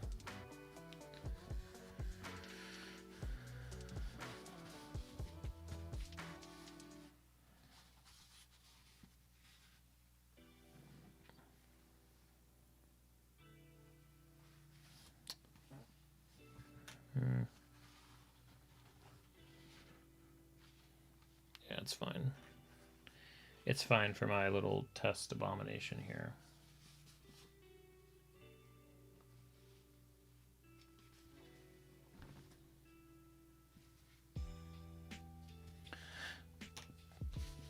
I think I wouldn't classify it as a Christmas movie, but I would classify it in...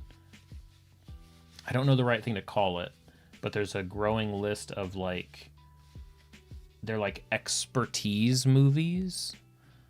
They're movies in which somebody ends up developing and showcasing like an expert skill at something. And I find all of those movies really engaging. Like, it's really fun to see people like get good at things, you know? What else is in that category? That's a good question.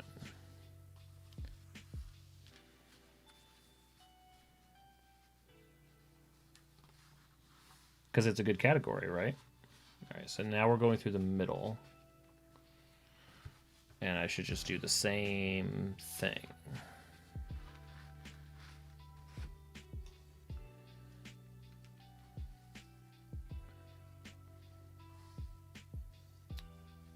Iron Man 3. What is another good expertise movie?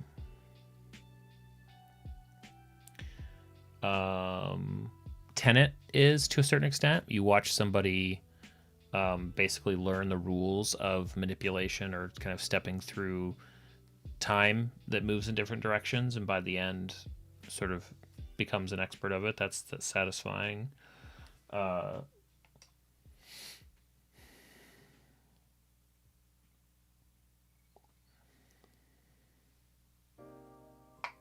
think that the Benedict Cumberbatch movie where he is the code breaker, Alan Turing, that's sort of a... Now, I think the best expertise movies are ones where you see them develop it, whereas The Imitation Game, right?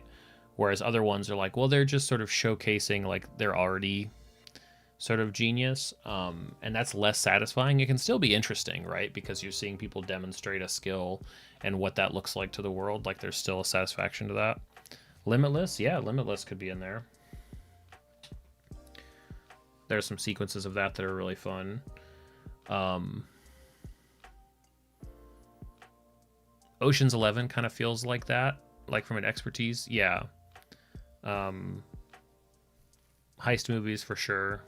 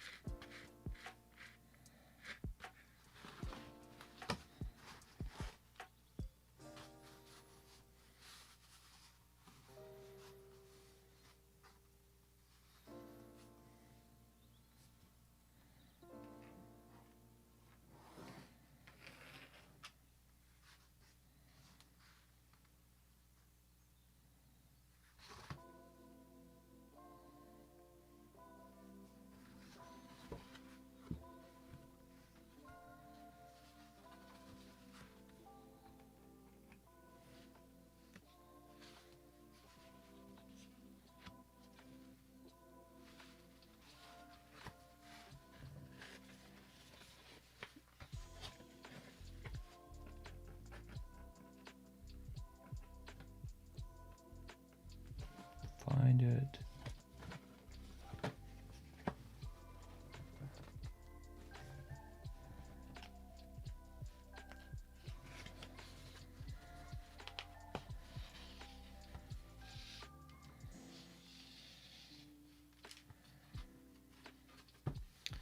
I think that Breaking Bad, while not a movie, as a show is very much an expertise type story. Kind of both from, Walter White, who sort of learns to be the worst version of himself, while Jesse sort of learns to be maybe the best version of himself. I don't know. No, I'm still thinking about the expertise side of things. I think more so Jesse than Walter. It's interesting to see him sort of come into his own and sort of demonstrate his skill in the later parts of that show. Okay.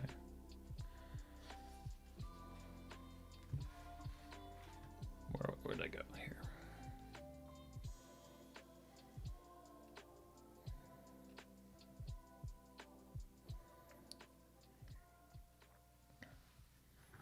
Yeah, definitely. Matchstick Men. If you've never seen Matchstick Men, Nicolas Cage and Sam Rockwell, I would consider that an expertise and a light heist movie because they play con men. That one's extremely satisfying.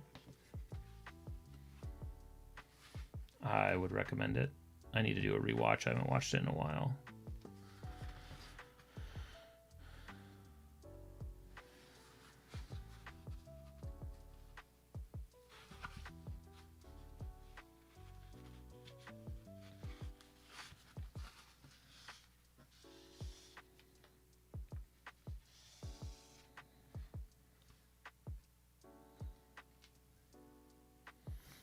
'21's a good one. Definitely.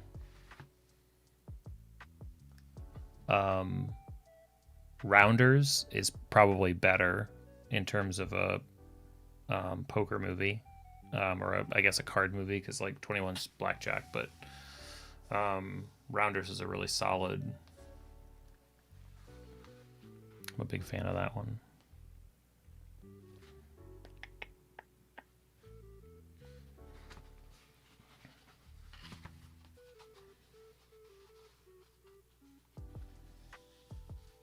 Expertise Christmas movie, The Joyful Book Stitcher.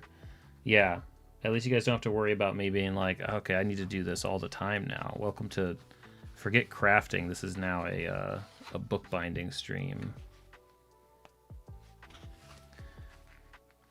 It's fun every now and then, I think. I mean, granted, I think this will be like a solid way to do this.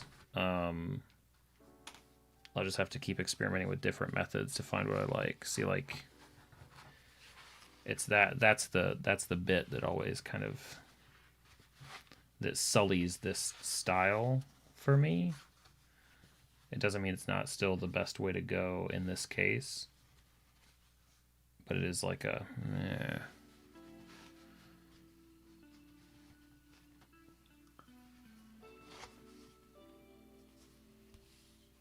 It could just be a matter of moving them slightly closer together, I guess.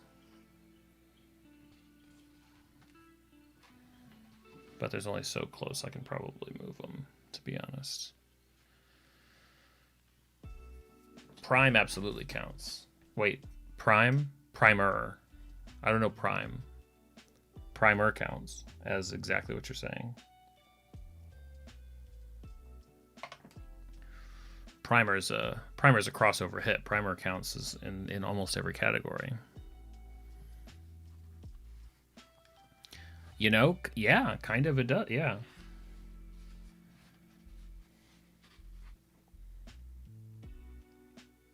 You get to see him go from not understanding any of it to being sort of a time god. That's very satisfying to watch. Yeah, Blake. No, Primer's one of my favorites. Okay, shit. So how do I do that? That's where I wait. Do I have to do some kind of funky thing here where I like skip around? Because how will I be able to do that? Well, if I come through here and then come through there and then come back through, okay, I can. It'll be the last thing. Sorry, I just had to think ahead. It's all good. Not thinking fourth dimensionally. I think the Matrix could count. Da Vinci Code. National Treasure is like, again, like it's somebody demonstrating what they know rather than them learning it throughout the course of the movie, but it's still like so dang good that you forgive it. Ugh. Stupid flimsy test board that I'm using. Just go through there.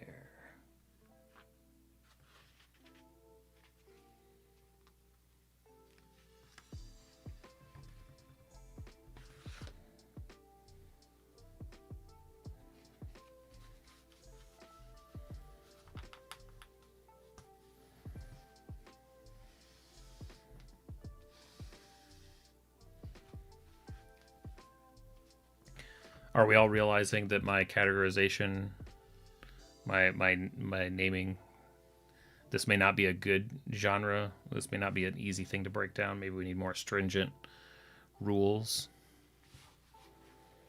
Right. It's a lesser. It is an expertise movie in the lesser degree. The peak is to see the learning happen.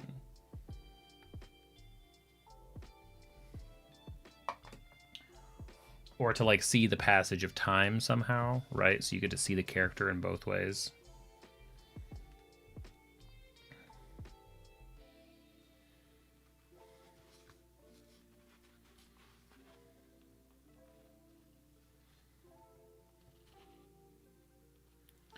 So this one I have to go back through.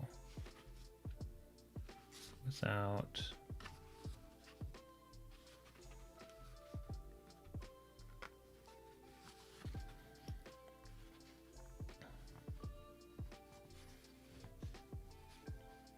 I was just thinking, because you guys are talking about Die Hard, and I was thinking about The Fifth Element and how that might be my favorite, one of my favorite action movies. And then thinking about how is Bruce Willis the biggest like jerk of a movie star that I still really like watching all of his stuff. Because I've heard that he was, I mean, granted, he's like now, like, obviously it really sucks what he's going through and terrible. But all the stories that I heard about him when he was, you know, younger in his career was that he was always kind of just rude to fans. But it never bothered me. I'm like, oh yeah, Bruce Willis is not a nice guy. That's okay. I love watching all of his stuff. Go this way. I think I am going this way.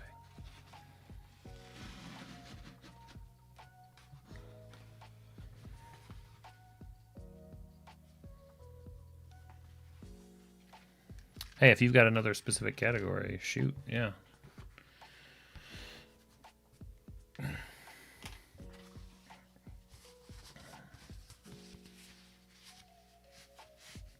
I am. This is the best expertise story, actually. It's the one where I successfully thread the needle through 15 holes without having to start over. Miracles really do happen. Now I do believe. Just put the story at Christmas and tie it into something. Sorry.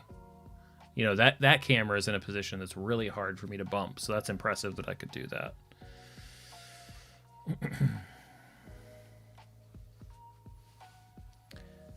I think the bad press that I knew the most about him was from stories told by Kevin Smith when they worked on a movie together.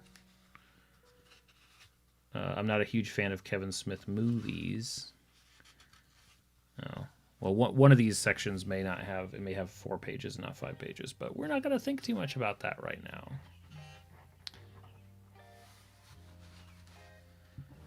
Okay, go up.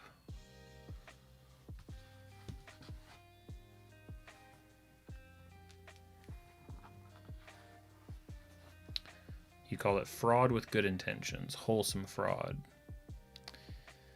They're not doing it to be malicious. So Ratatouille, National Treasure, Nacho Libre, and Aladdin.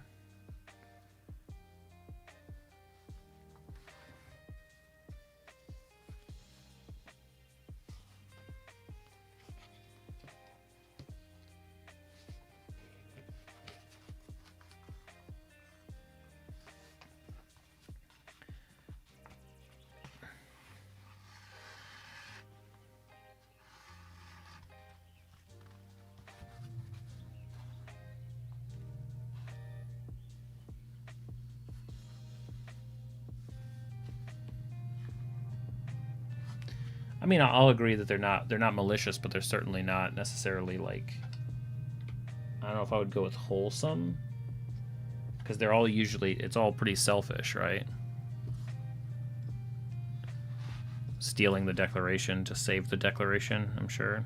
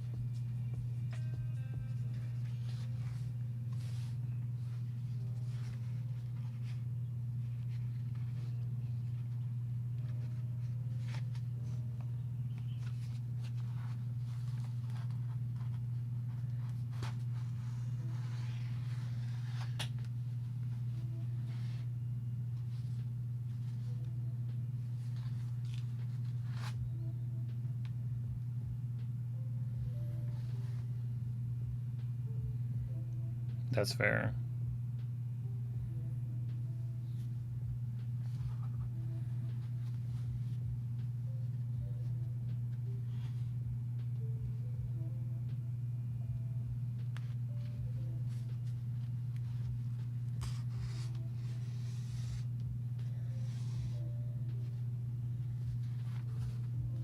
Would big count?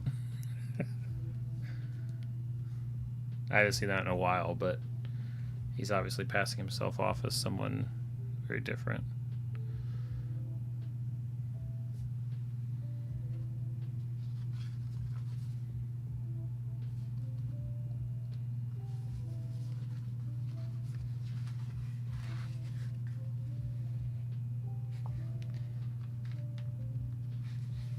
I think Big has gotten its comeuppance recently in the ick category, because there's just some stuff that it does that is quintessentially 80s and like would probably just not actually make it to the screen nowadays.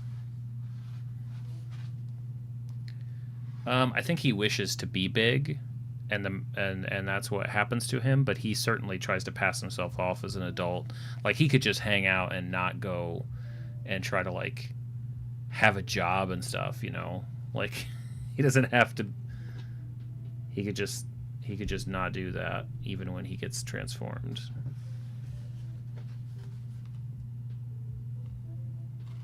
Obviously, then there's not a movie, but I'm not suggesting a morality, just that, you know, he is willfully doing that.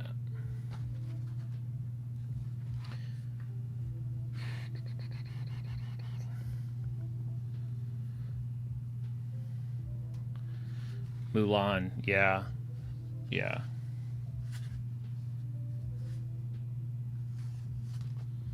Mulan's is probably the most wholesome, if we're grading these things, you know, in that way. She's like right on all accounts to do it.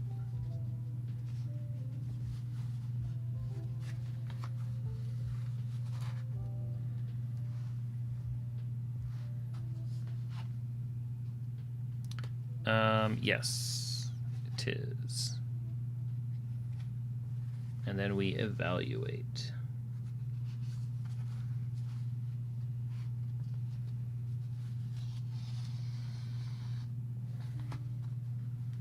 Wow, do you think that I had enough to work with there? I think so.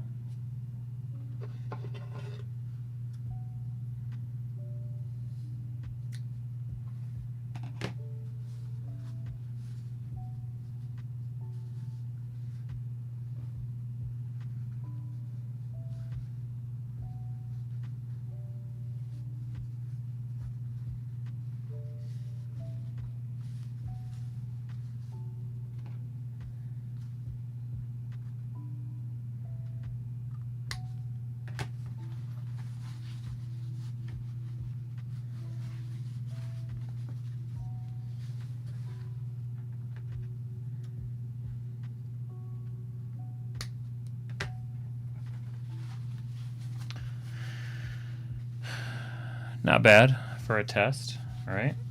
It would obviously still need creasing to get it to kind of hold in that shape, but that's expected no matter what.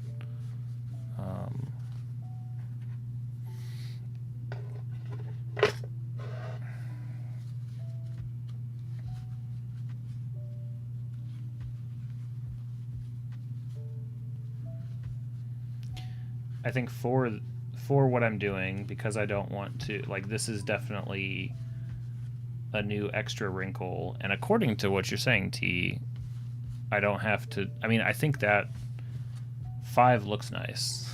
Yeah, I think you're suggesting it only needs to be 3, like 1, 2, and 3 would be enough, not all 5. How wide is the problem gap?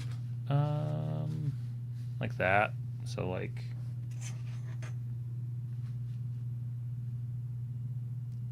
less than a quarter of an inch.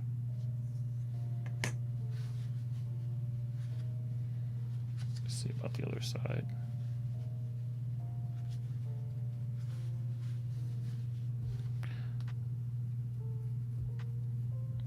Hey, what's up, Helmet? A lot of dots there, but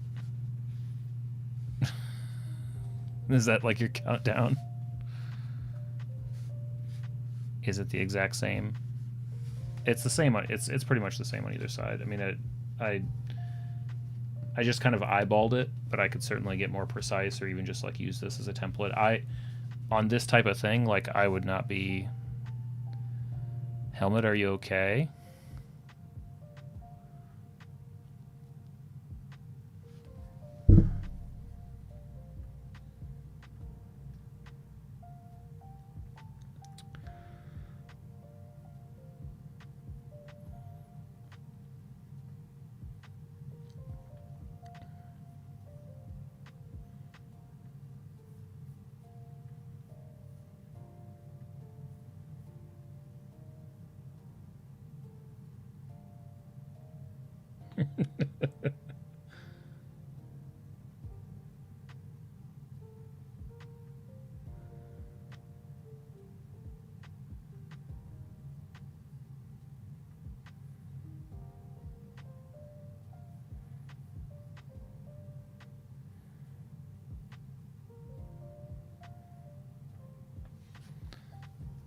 Learning all sorts of new things tonight.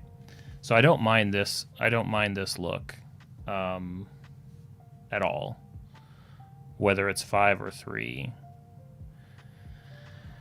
So I think I probably can a little bit, but it also like none of this would be a bad thing for what this is. Like this is oh,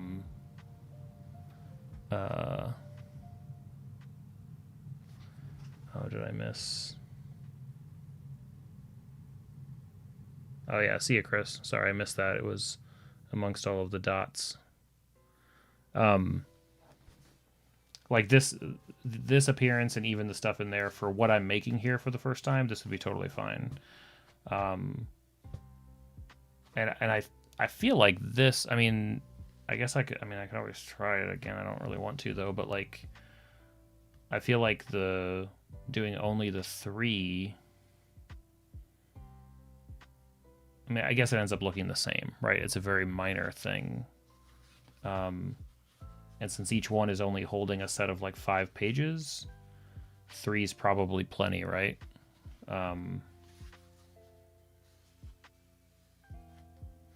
But this also does confirm, I think, that I'll want to use the dark thread, because I think that's going to stand out a lot more. What do I have? Because that, like, it seems like it would be darker, but I think it's actually probably the darker, like the black is what I want. I think.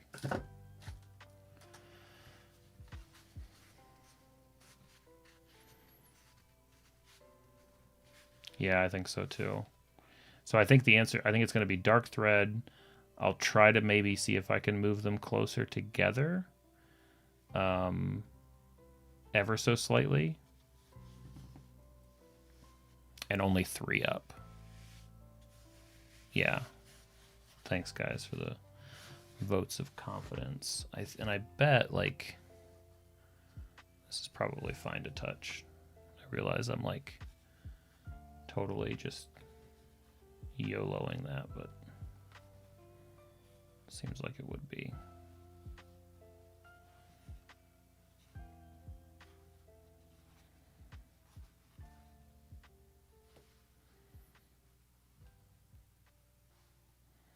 It's a good call. Can certainly do that. When you say like how close, meaning like how close before it like tears through or something like that.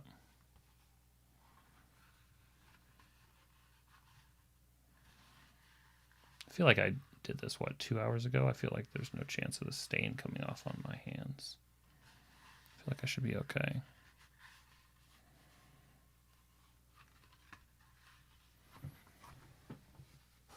Let's see.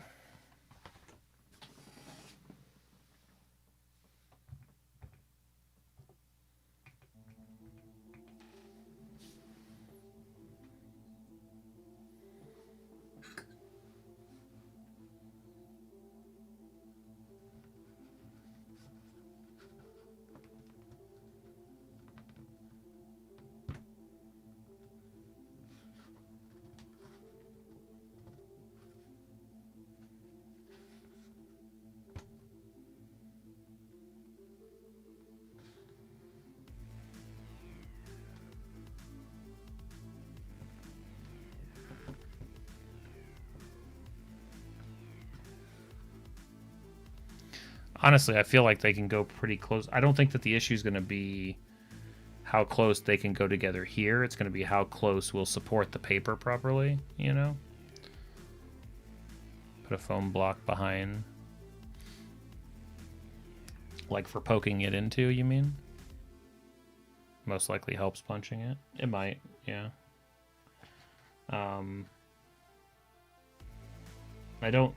It doesn't seem like there'll be an issue. Like, it's pretty tough.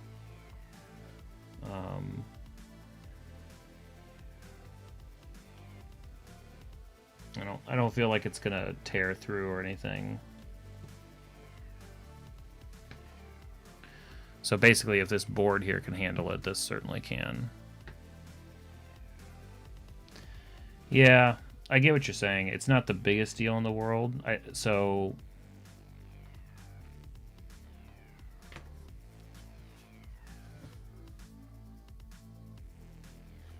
it seemed like my initial placement had them closer, and then that was probably too close. But I don't think it. I think I just needed to move it a little bit, you know. Yeah. Because honestly, even if I screw up with the hole placement and I have like extra holes like that, it's not going to be super noticeable in the final product, and it's, you know, it's just for fun. So, I mean, it's going to be super cool.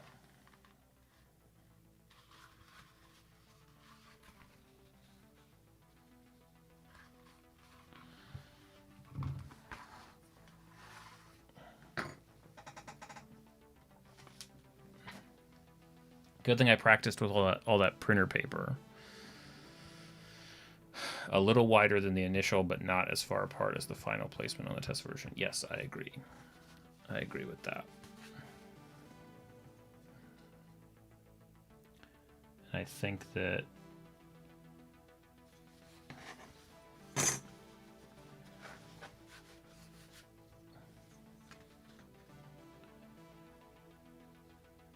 so basically I put them, the full spread was like a 1/2 inch from like farthest dot, from farthest hole to farthest hole, when really it probably could have been, you know, what would that be? These are counted in. Yeah, it could have been a little bit less than that. Is that better? Is that easier? So we're talking 12. It was 12 millimeters probably spread, maybe 13. But it could have been.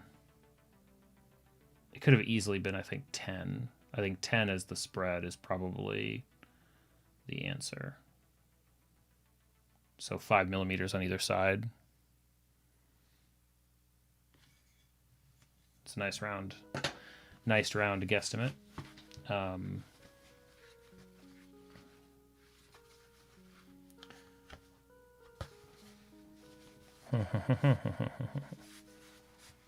little wider, not the biggest deal in the world. Okay. That'll feel good. That was easier.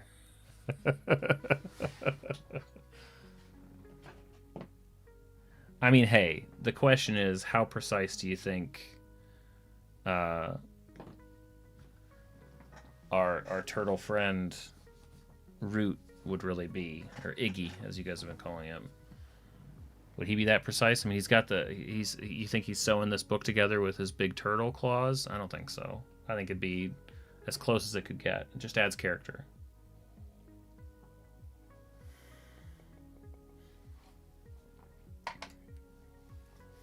So,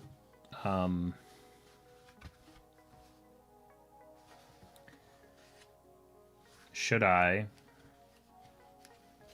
So I don't think it really matters. Iggy. Well, it's igneous, but I've seen enough people in chat refer to him as Iggy that works too. But it's igneous root. So I think So originally I was thinking that I would wait to put it all together until I had written all the pages, but I actually don't think that this stitching method gets in the way. Like, I basically have full access to it completely. Fair point, T. Like, none of these are going to be an issue to work in. So, might as well just go for it, right? Why draw this out any longer than I have to? Just do the cool and exciting thing.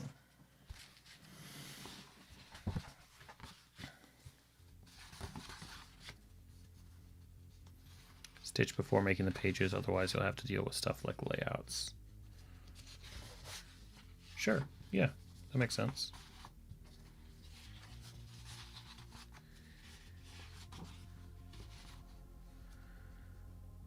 Like I'll be like punching through layouts or whatever, yeah.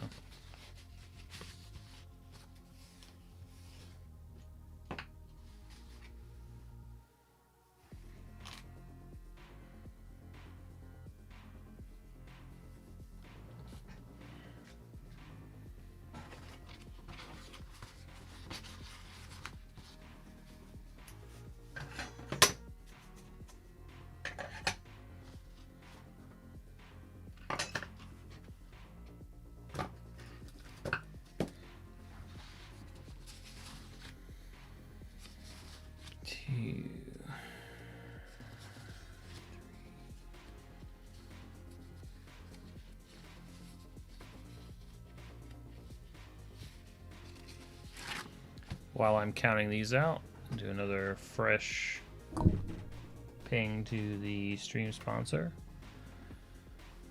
Yeah, I know what you... Okay, sorry. That's what you mean. Yeah, I don't want to try to keep that straight. That would be really tricky for my mind. It'd be a lot easier just to see it and go from there. Agreed. And this is why I got enough of this paper that I could screw it up a bunch. Not that I had a choice. It's only available in so many quantities. Okay.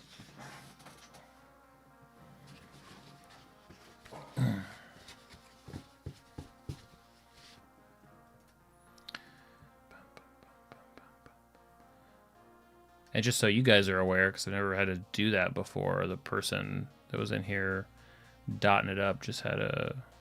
YouTube lets you basically put them on a timeout, which is what I did. Do odd or even amount of holes and the stitching will work the same. Isn't that because no matter how many you're going in and out an even number of times, right? So whether it's like 3 holes or 4 holes, it's going to be 8 or 6, right? So it's always even. 3 stretches of thread, you can do that.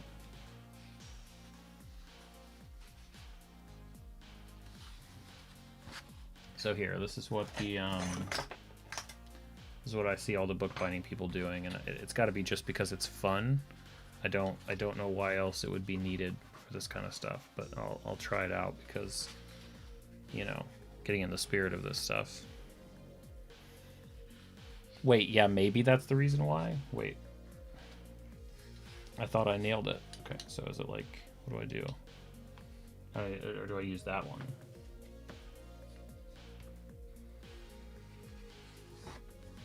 Is that the thing? Is that what people do?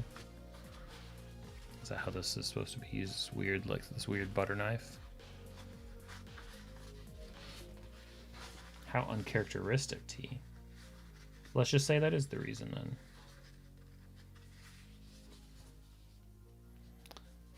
It just makes the creases extra sharp.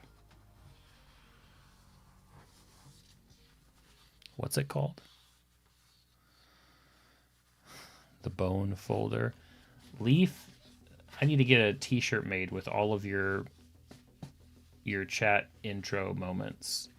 I think you don't miss. You'll pop in with just something so strange. It's like new sentence every time. Like, I don't think I've ever heard anybody say that before. I'm assuming that bringing it back was not the goal, right? You just so happen to find it. Yeah, I assume these are plastic, but they're just made to look that way.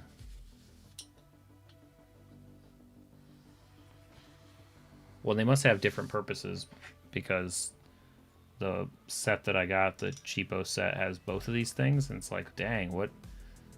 I guess I don't get it, but... And even this one is awkward, where it's like, how is this even supposed to work? But whatever.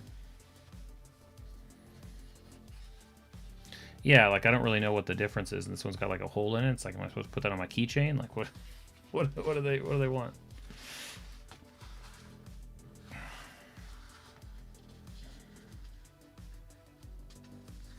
It's kind of awkward to use, but I've never used it, so that's probably why. I guess it is a sharper fold than what I was getting with my finger, but you got to try to use them for a project. Oof. Leaf shaman. I didn't see that.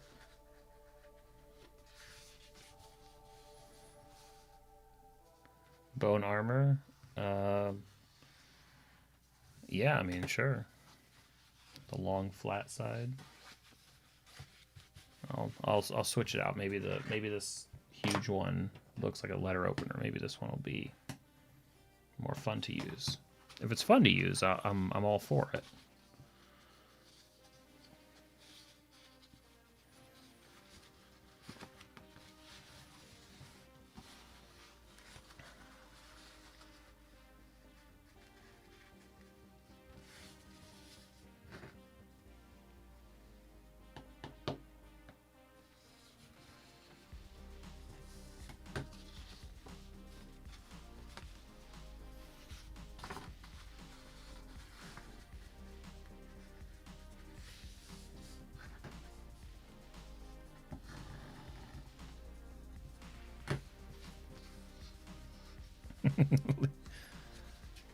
Yeah, that's a good point.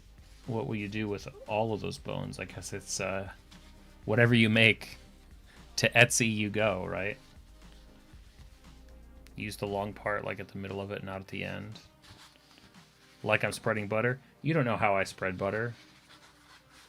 You have no idea. You'd see it and you'd go, no, God, not like that. Which again would be a great name for this if I had to lose the crafting title. No, wait, not like that. Stop. What are you doing? That's not the right way to do that.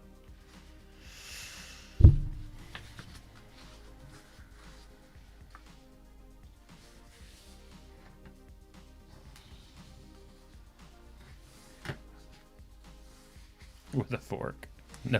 No, wait, stop. The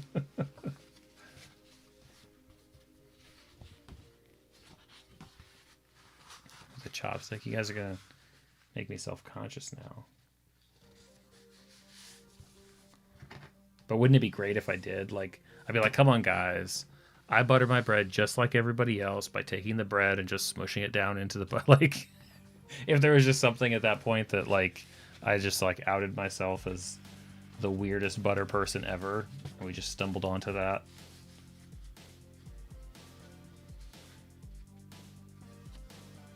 That just becomes what I'm known for.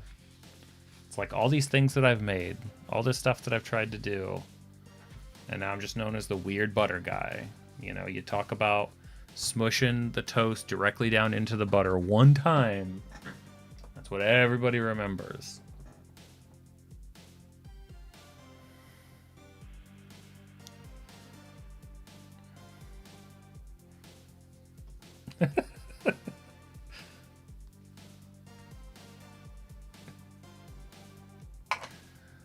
No, T, I prefer to go in head first and just, like, find my way out. Is that not how you guys do it? It's like It's like, T, we all get ready in the morning in the same way by carefully stitching up the clothes that we Kool-Aid manned our way out of the night before. Just carefully sewing ourselves back into our destroyed clothes. Come on. It's just like everybody starts the day a couple hours late, because they are just not that good at sewing yet. Standard experience.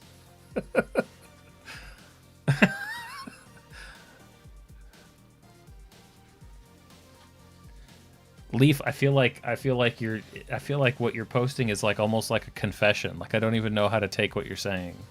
I'm so not like a hunter or something. Like I don't even know how to picture what you're experiencing.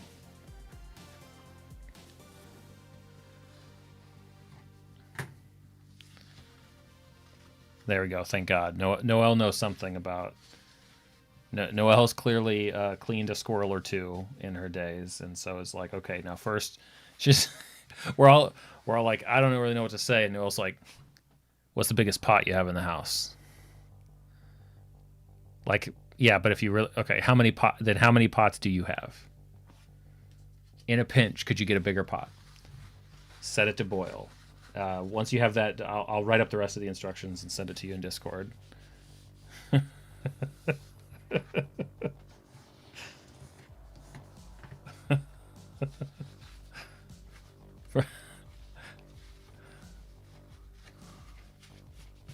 Silly hour has officially been found. It's funny. We all start our mornings the same way, with an intense, like, Rube Goldberg machine, orchestrated by, a series of rats on wheels. Doc Brown style getting ready in the morning. Because why feed the dog when you can have an automated clock-based system just make a terrible mess every day? That's way better than just remembering to feed your dog.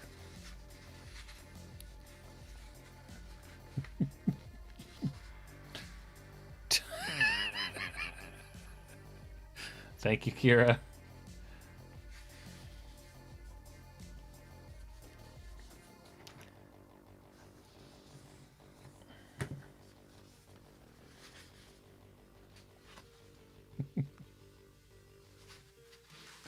Don't worry, we're not at that level yet, right? Where it's like, guys, I'm so excited for this amazing new sponsor, and then it's like, does anybody know how to get meat off of bones? It's like, let me just mute chat for a second. Oh God. Okay, this is where we are. This is what we're doing. Stop with your lies. Deactivate, terminate.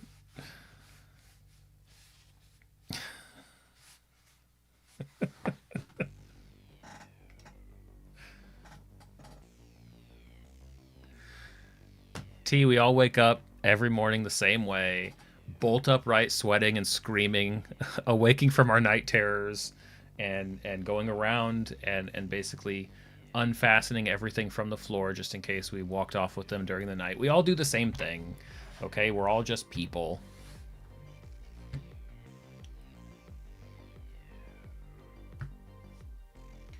It's about time that we all came to terms with that.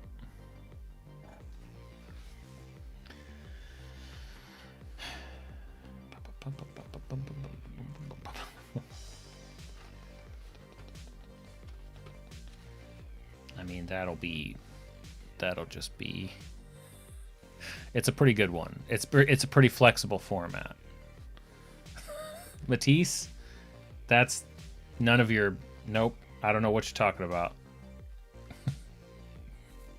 Matisse, we all wake up the same way, cursing the moon and bracing ourselves to see what horrible nightmare we brought home from the night before. I can't tell.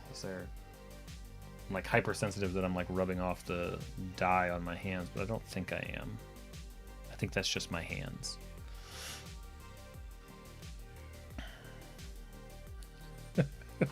Yeah, we could just keep going. There's no reason to ever stop.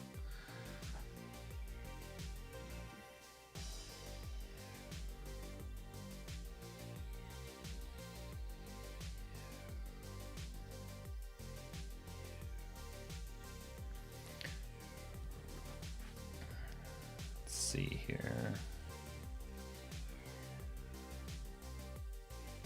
How about just to be safe?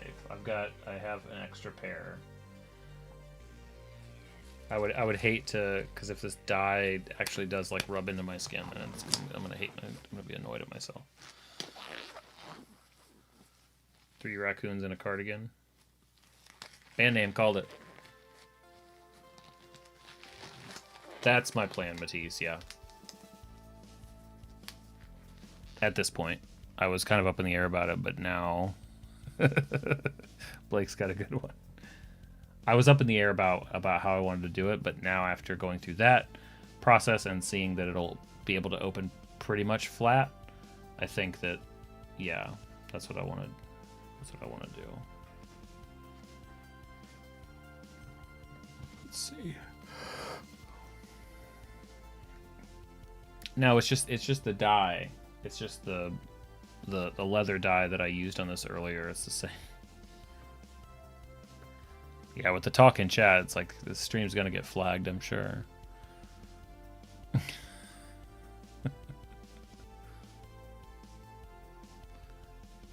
That wouldn't surprise you, Leaf? You wouldn't find yourself questioning everything that you believe to be true?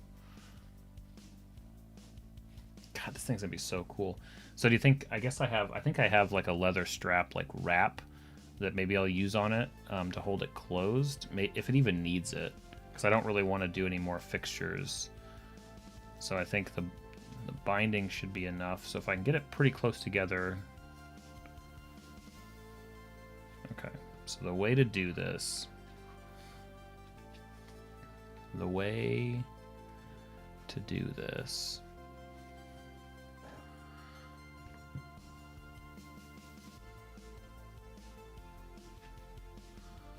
Hey, what's up, Undersampled?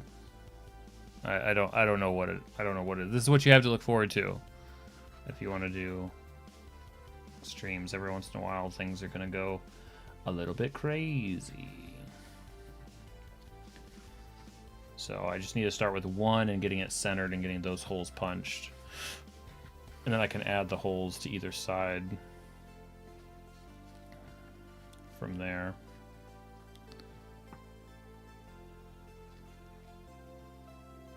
How far apart are the folds of each signature when you have it put together like that? Measure it.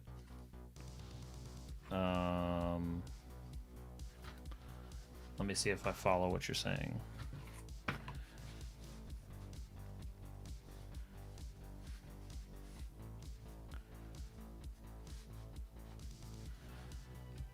Don't even worry about it, Matisse. That's why I practice. Well, if I start with the center one, I know I'm going to add one to the left and to the right, so I'll measure from that center point is what I was thinking. You want inches, right, T? All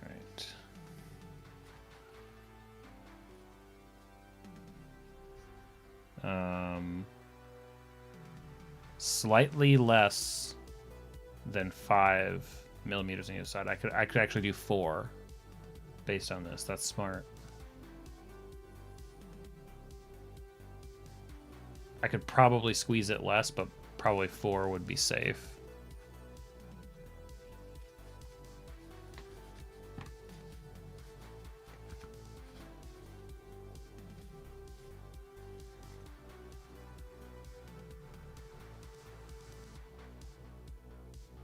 No, I think it's 4. I think it's 4 on either side. So that'll help.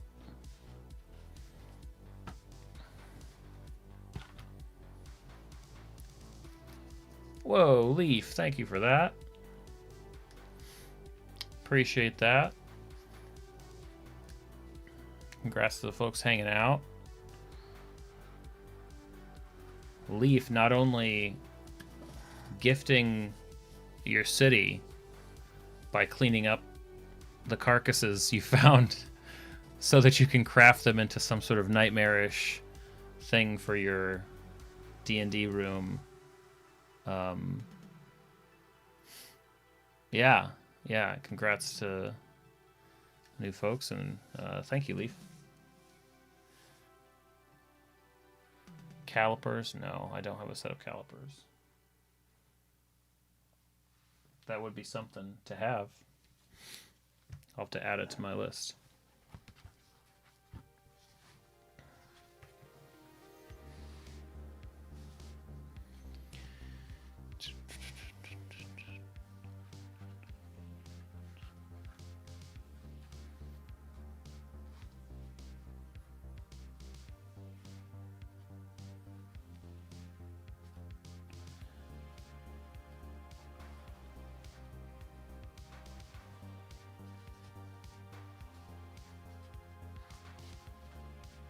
Let's see. So I want it to be...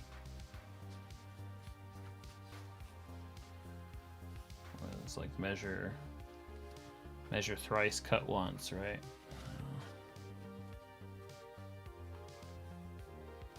Really is not that big of a deal.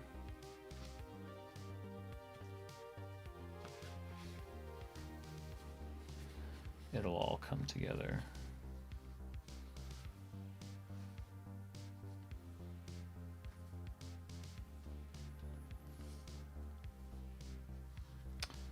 Probably a good idea. Like, I should add it to my tool set if I can find a place to stash it in here, so I can always find it. Storage is becoming a bit tight.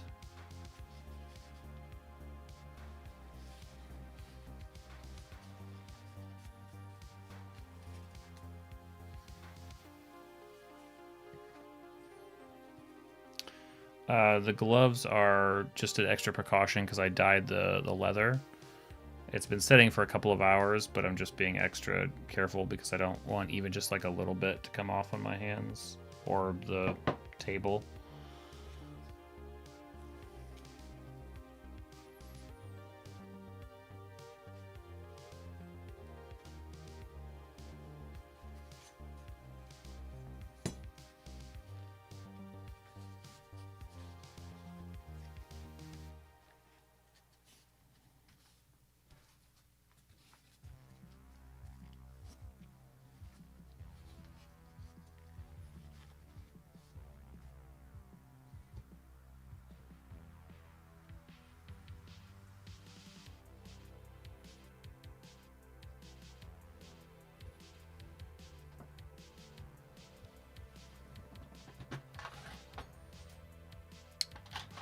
I don't think so, T. I think I'm solid. I appreciate all of your help. Sorry, I'm such a difficult student sometimes. All the times?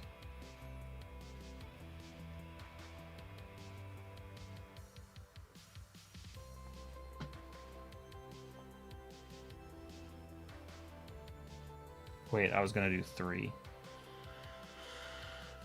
So that would be just the center. Skip. I can just get rid of that.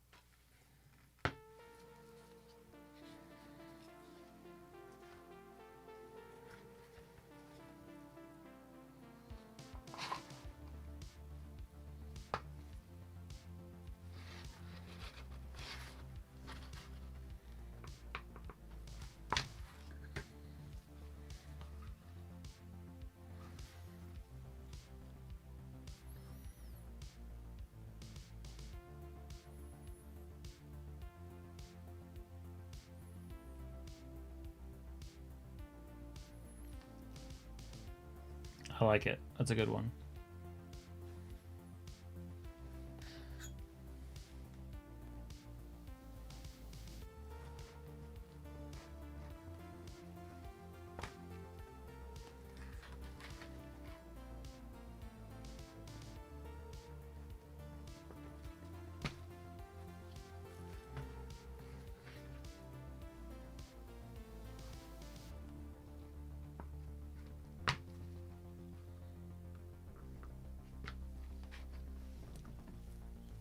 Joe gets it. He groaned at it. That's how you know it's working.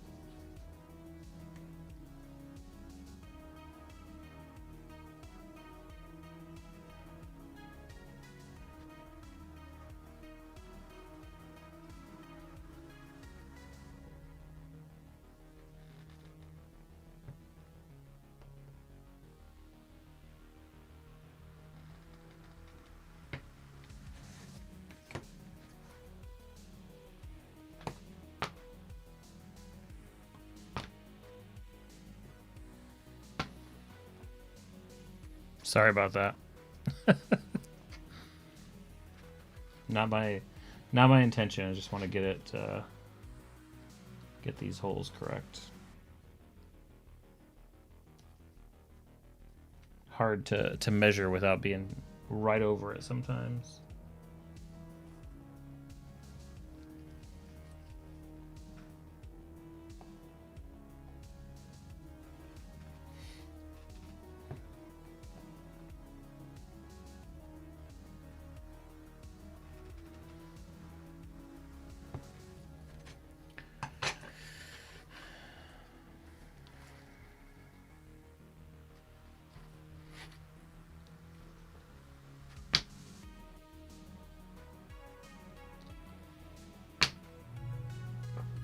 I can certainly see why people like working with leather.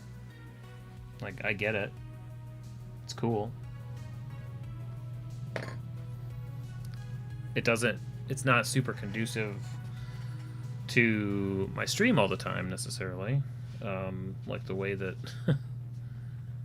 everything goes. It's not as easy as foam is, let's say.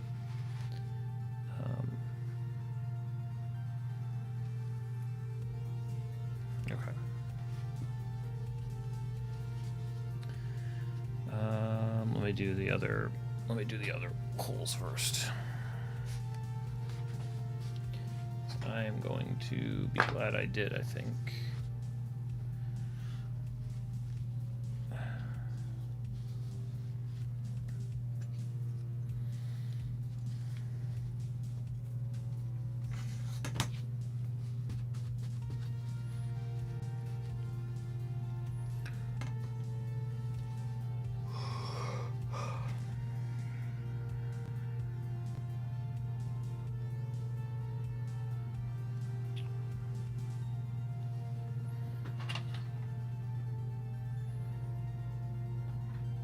That'd be cool.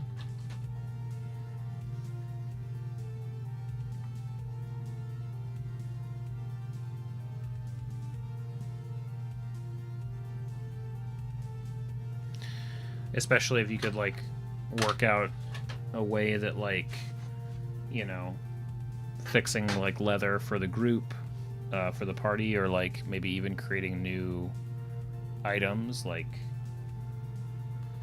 a crafting element within the game could be fun.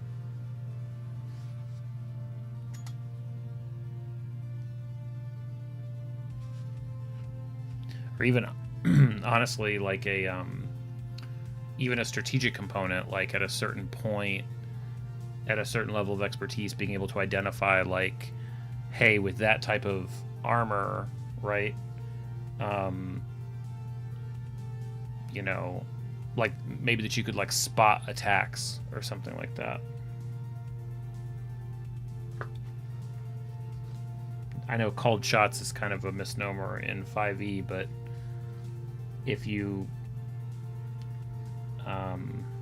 flavor it to be something like it reduces a target's armor class if you can use your bonus action to point out what is effectively a called shot location by saying, hey, here's the weak spot in that armor, because you're just an experienced armorer. Assuming it's not like hard plate armor, but assuming it's like leather armor, then that could be interesting. Tears have been every profession, I think, because their work is pretty nasty. Well, that's probably true.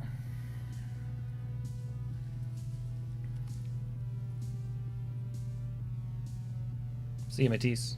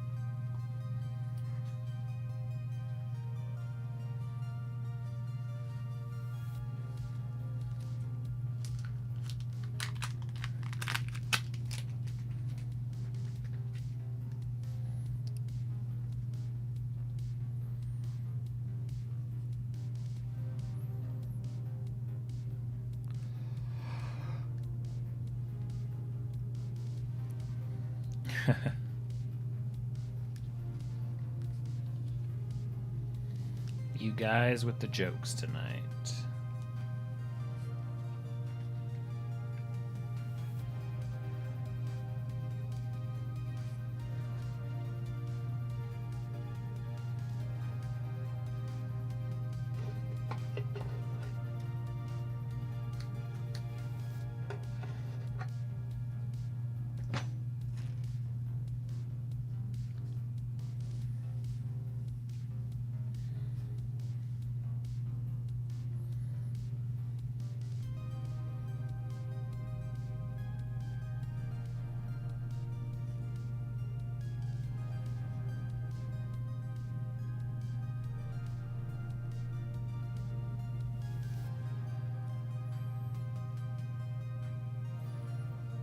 Awesome. See you later. Have a good one.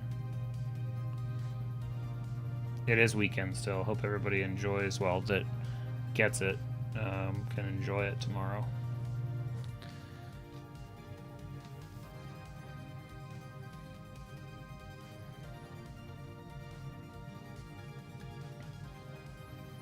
Oh yeah, no, the book will be here again. Don't worry.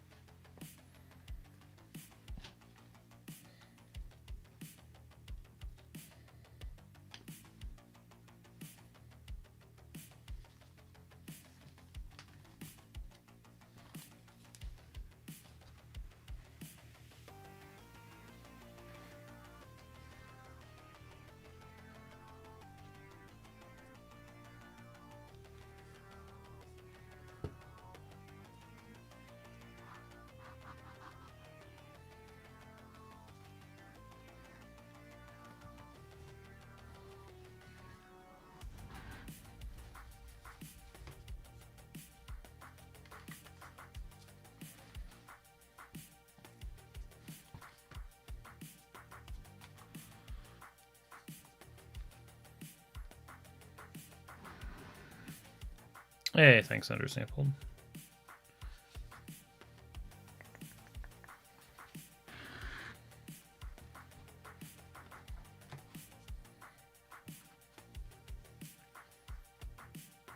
Sometimes it takes a second.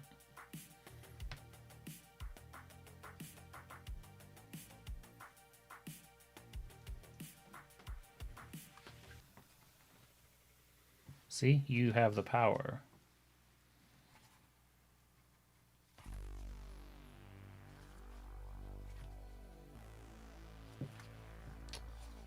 Dang it. Did I thread it through?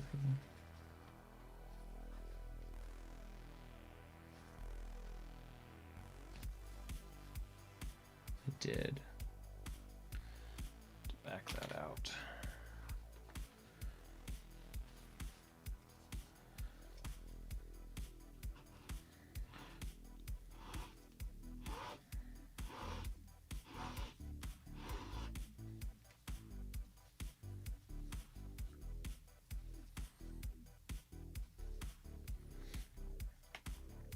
Well, I think the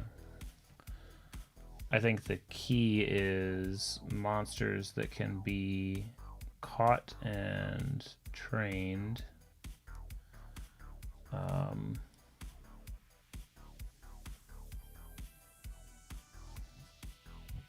Looks like it's probably drawing inspiration from a few different sources.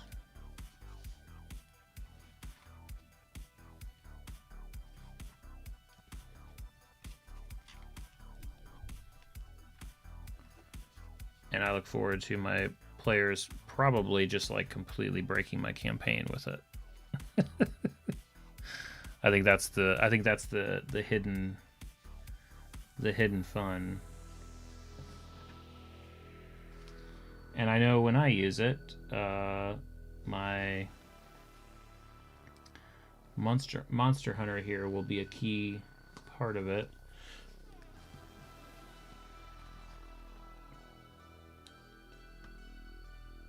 Key resource for sourcing wildkin. I think that's what they're calling it. Wildkin. Yeah, totally. I get what you're saying.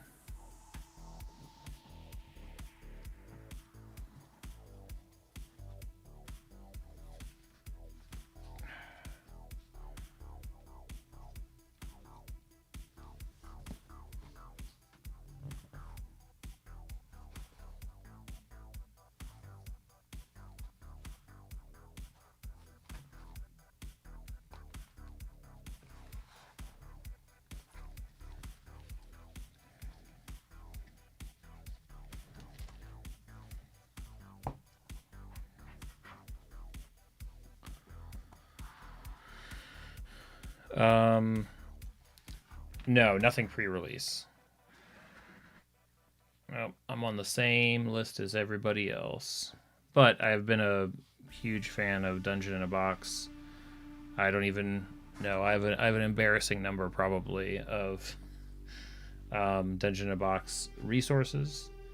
So I was pretty excited when they reached out because I've been a fan and now can do, you know, some content like kind of inspired by some of their stuff, which is kind of neat.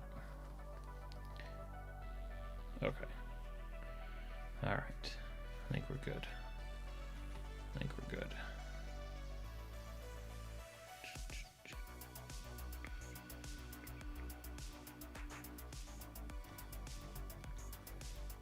I actually have one of their, it wasn't their skinny minis, that's like their new thing, which I have a bunch of those as well, but they've also done boxes that have like regular minis also, and one of their, it's like a fire dog or something, like this big nasty hell beast that is one of my favorite minis to use. I've used it a bunch. It's played a key role in actually some developments in my game, being like a companion to like a future version of one of the characters who went evil.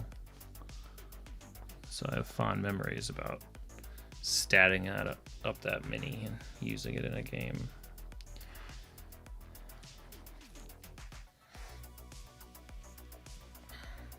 It came with stats, but I needed bigger stats. Why is that stuck?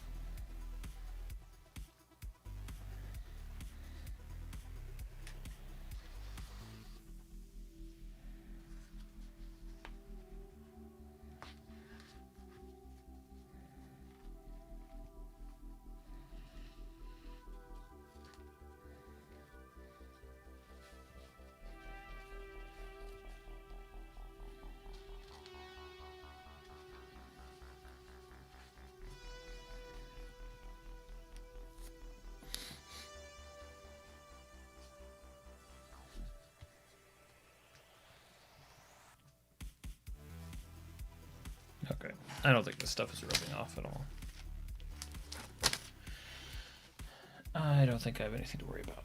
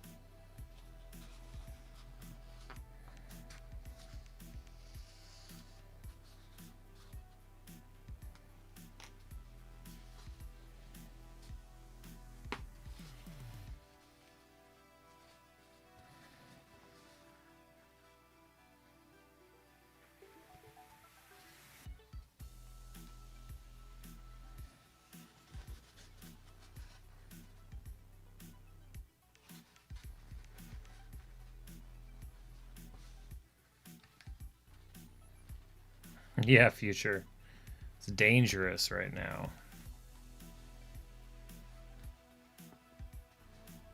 But kind of exciting. I've never done this before. So I did a practice run up here with just a piece of cardboard and the pages and stuff. And now it's the real deal on the leather cover. So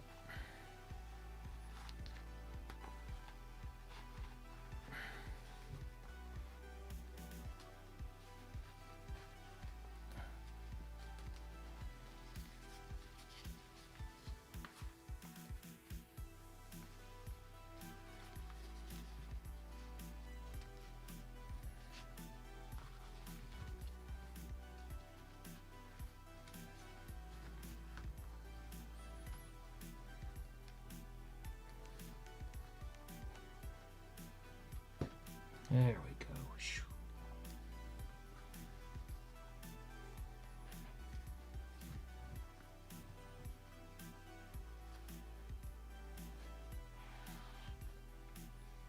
Just don't what?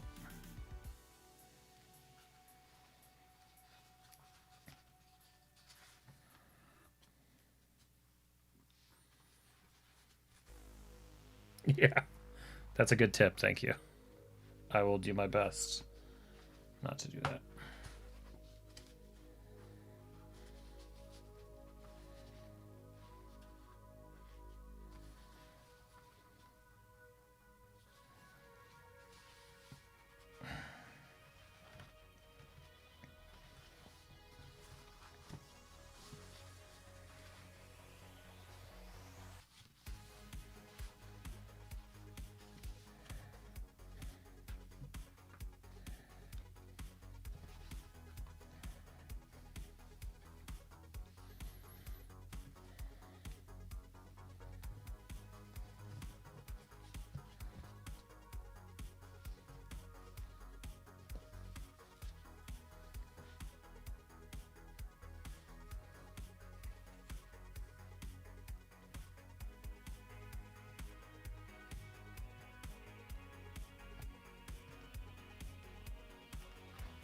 So far, I have not stabbed myself with any of the tools. So that's a good sign.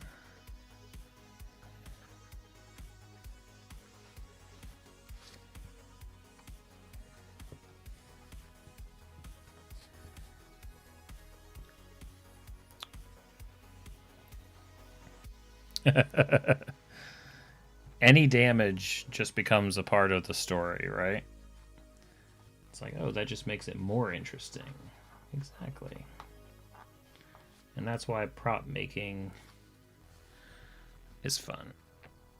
Come on. The nice part is leather is tough. The frustrating part is that leather is tough. Come out.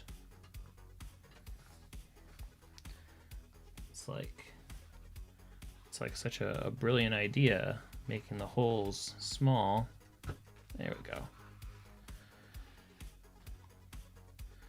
So they look neat and tidy.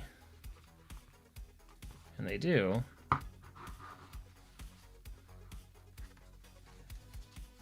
That they do.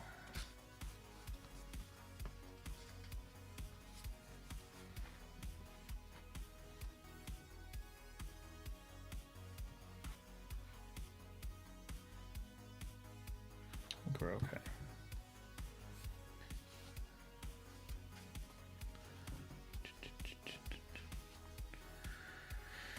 All right. Then it is, if I'm counting correctly, it's the last one. Next. Yes.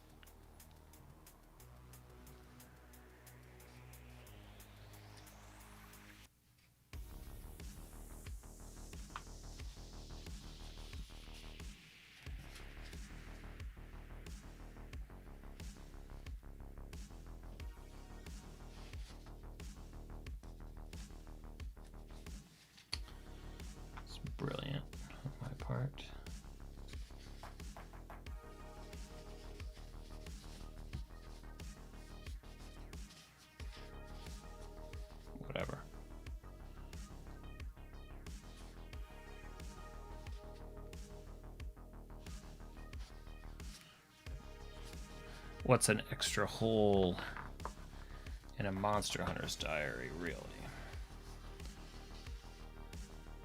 He's got bigger problems than that.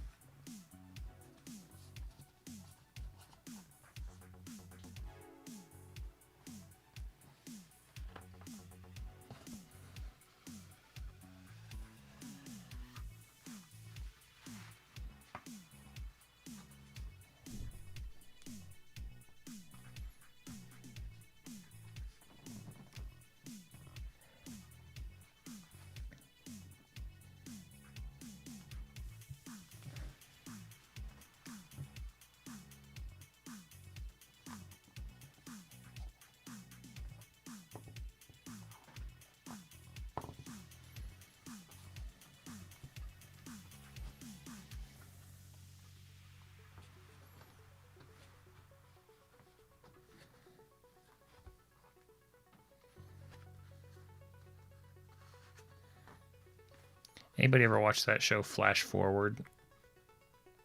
It's a bit of a throwback at this point. I don't know why it just popped into my head. But I remember really, really liking the premise.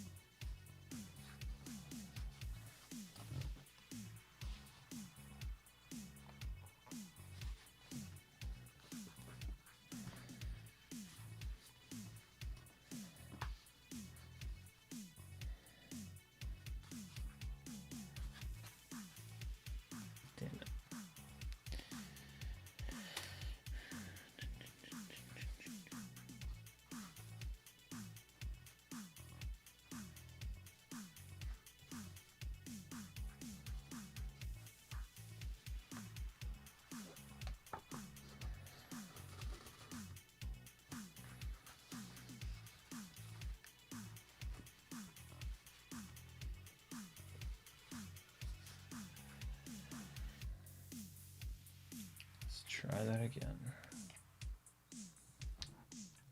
Not the whole thing, just this last one.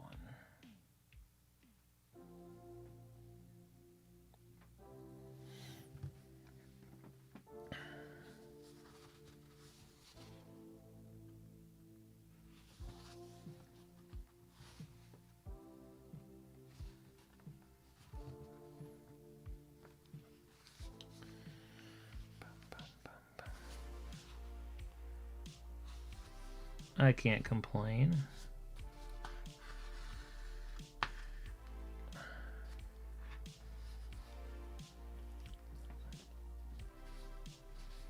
Managed to get some time outside with the family before it became murderously warm out, which is just something at this point I'm anticipating almost every day until the weather eases up a bit.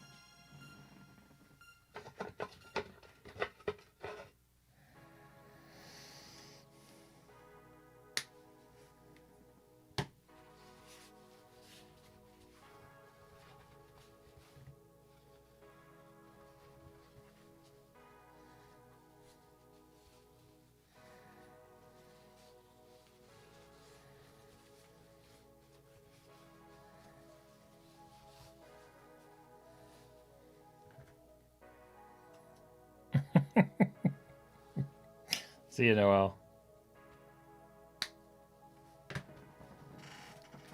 Have a great tomorrow.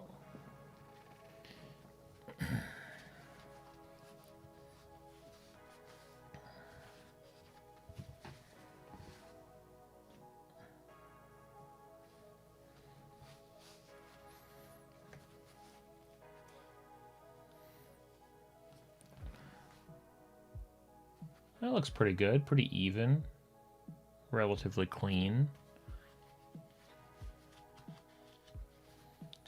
You know, any of the spreads in here can lay flat.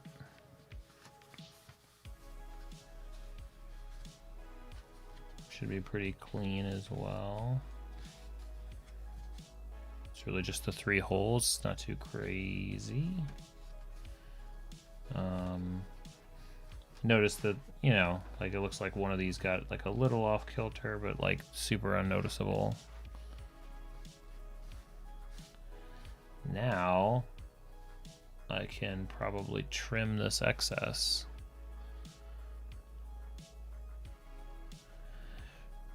Yeah, I don't think there's any need for all of this extra, right?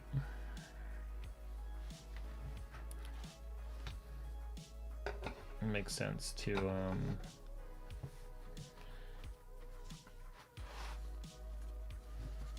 trim it down. That's the center spread. You know, bringing it right along here probably.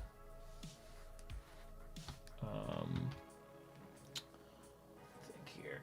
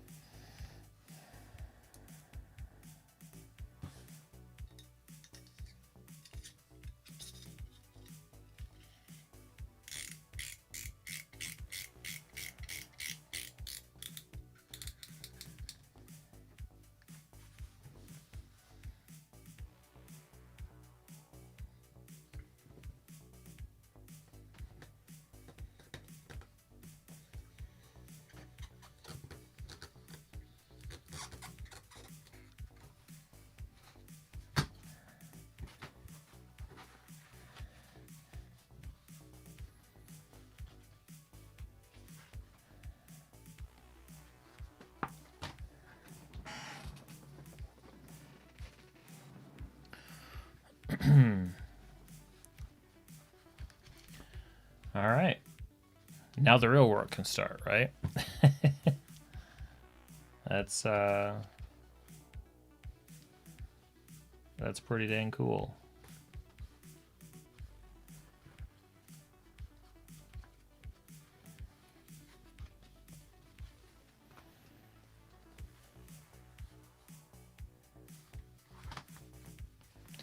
So I can probably I'll probably place this under some heavy books. I know that this leather will crease if kept kind of folded, which will help a little bit. But I mean, honestly, it's like, it's fine, right? Like it already just from working it. Nice. Thanks, Ren. And thank you, Kira. Now we just have to fill it with stuff.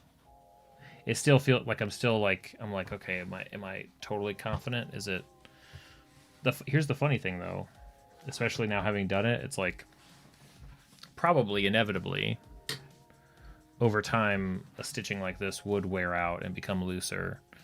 It looks really used. 10 out of 10. Awesome. Just imagine once we fill it with all sorts of cool nonsense. It's I don't know if it reads well on camera, but it's very fun to touch with all the texture.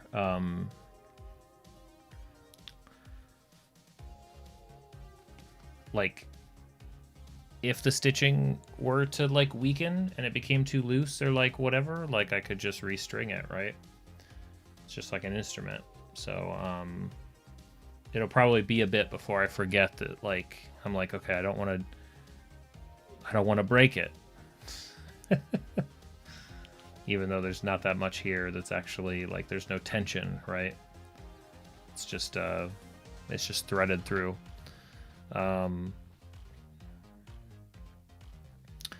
I think there are, let's see here. So I've got my test stuff over here.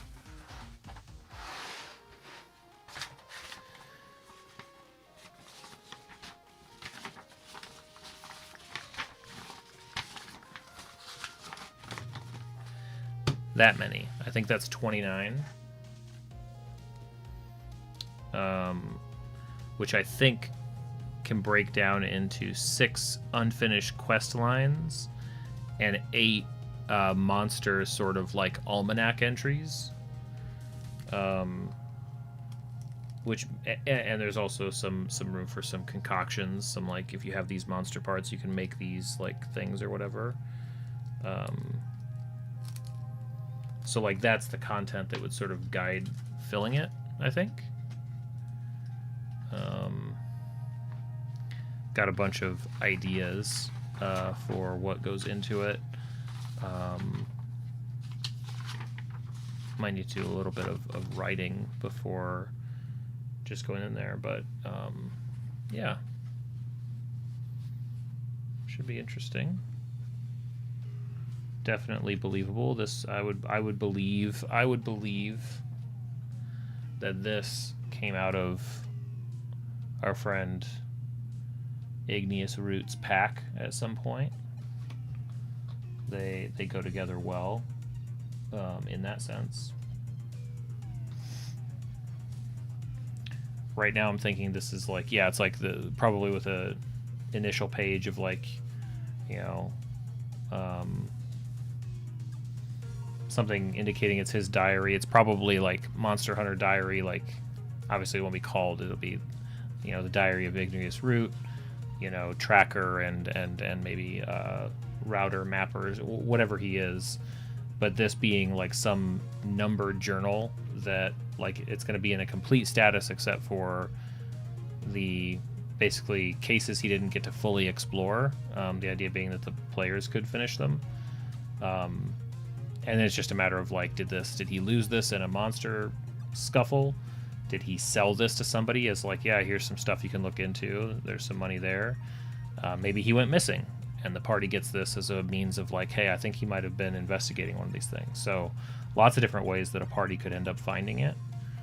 And the contents can just kick off some different quest lines, which I think would be fun. So now just have to fill it out, and do some handwriting, do some mapping, draw up some monsters. You know, that's all. That's it. It's that easy. Fun prototypes here. Yeah.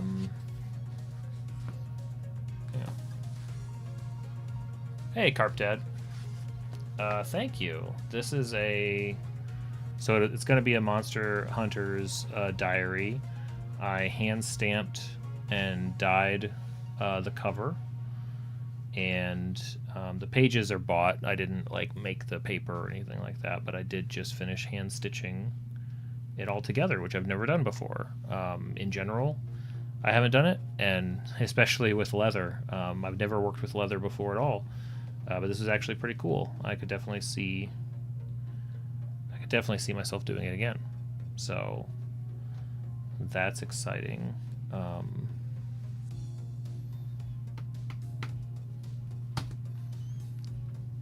Thank you. Thanks. It's also fun to touch.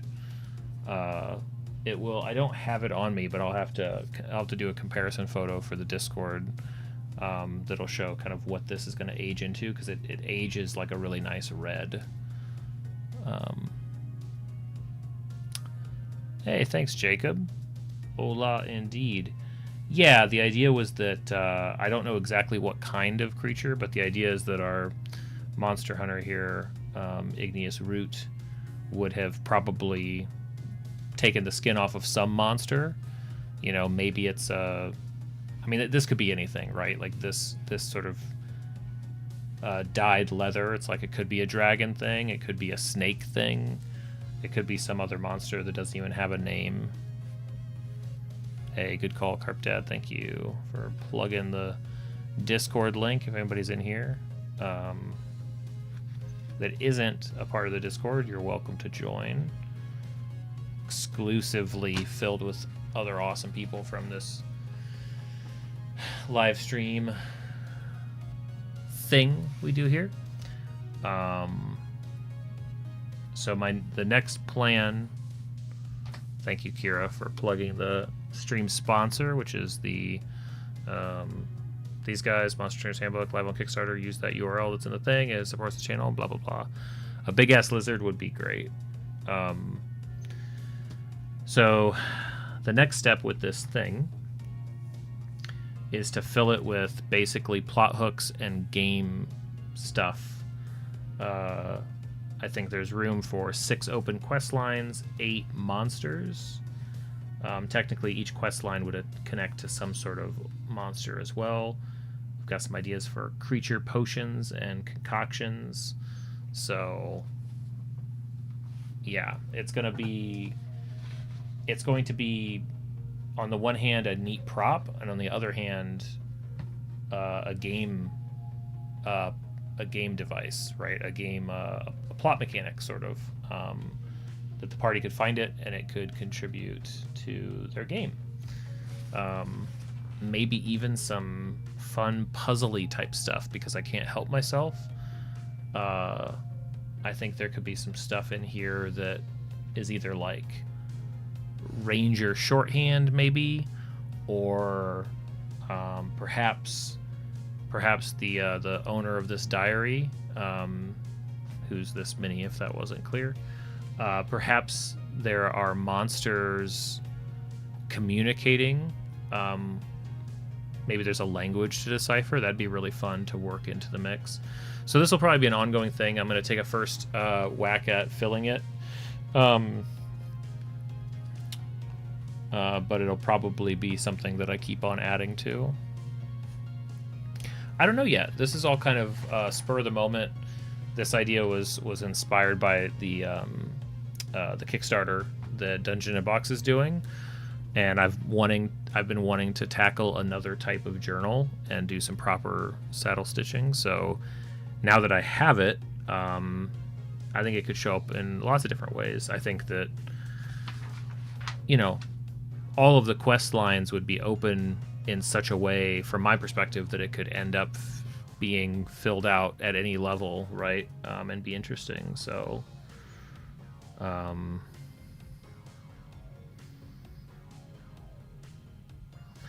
if it were me, I would probably have the party meet and spend at least a couple of different sessions interacting with this monster hunter before they find this left behind, either for them or somebody gives it to them. That way they have some context for the character before they then find, you know, something like this to begin using when he's missing. I think that'd be a cool way to do it. But so we'll see. Might be able to spend some more time on this tomorrow. I've also got some D&D sessions to run this week, so I've got some planning to do on that front. We'll just see how it shakes out. Do what we can, but thanks so much everybody for hanging out. That is pretty much gonna do it for crafting tonight. That's a pretty good run. That's a pretty big, like, this is a pretty big deal. I'm really excited. Never worked with leather before, and this was really neat. Which is like, oh no, now I have a new thing, a new piece of the hobby to feed and explore. But I'm excited by that because, you know, leather props would be a fun piece to add to everything else that I do. All right. Thanks, everybody. We'll do it again tomorrow in some form or fashion. I'll figure that out.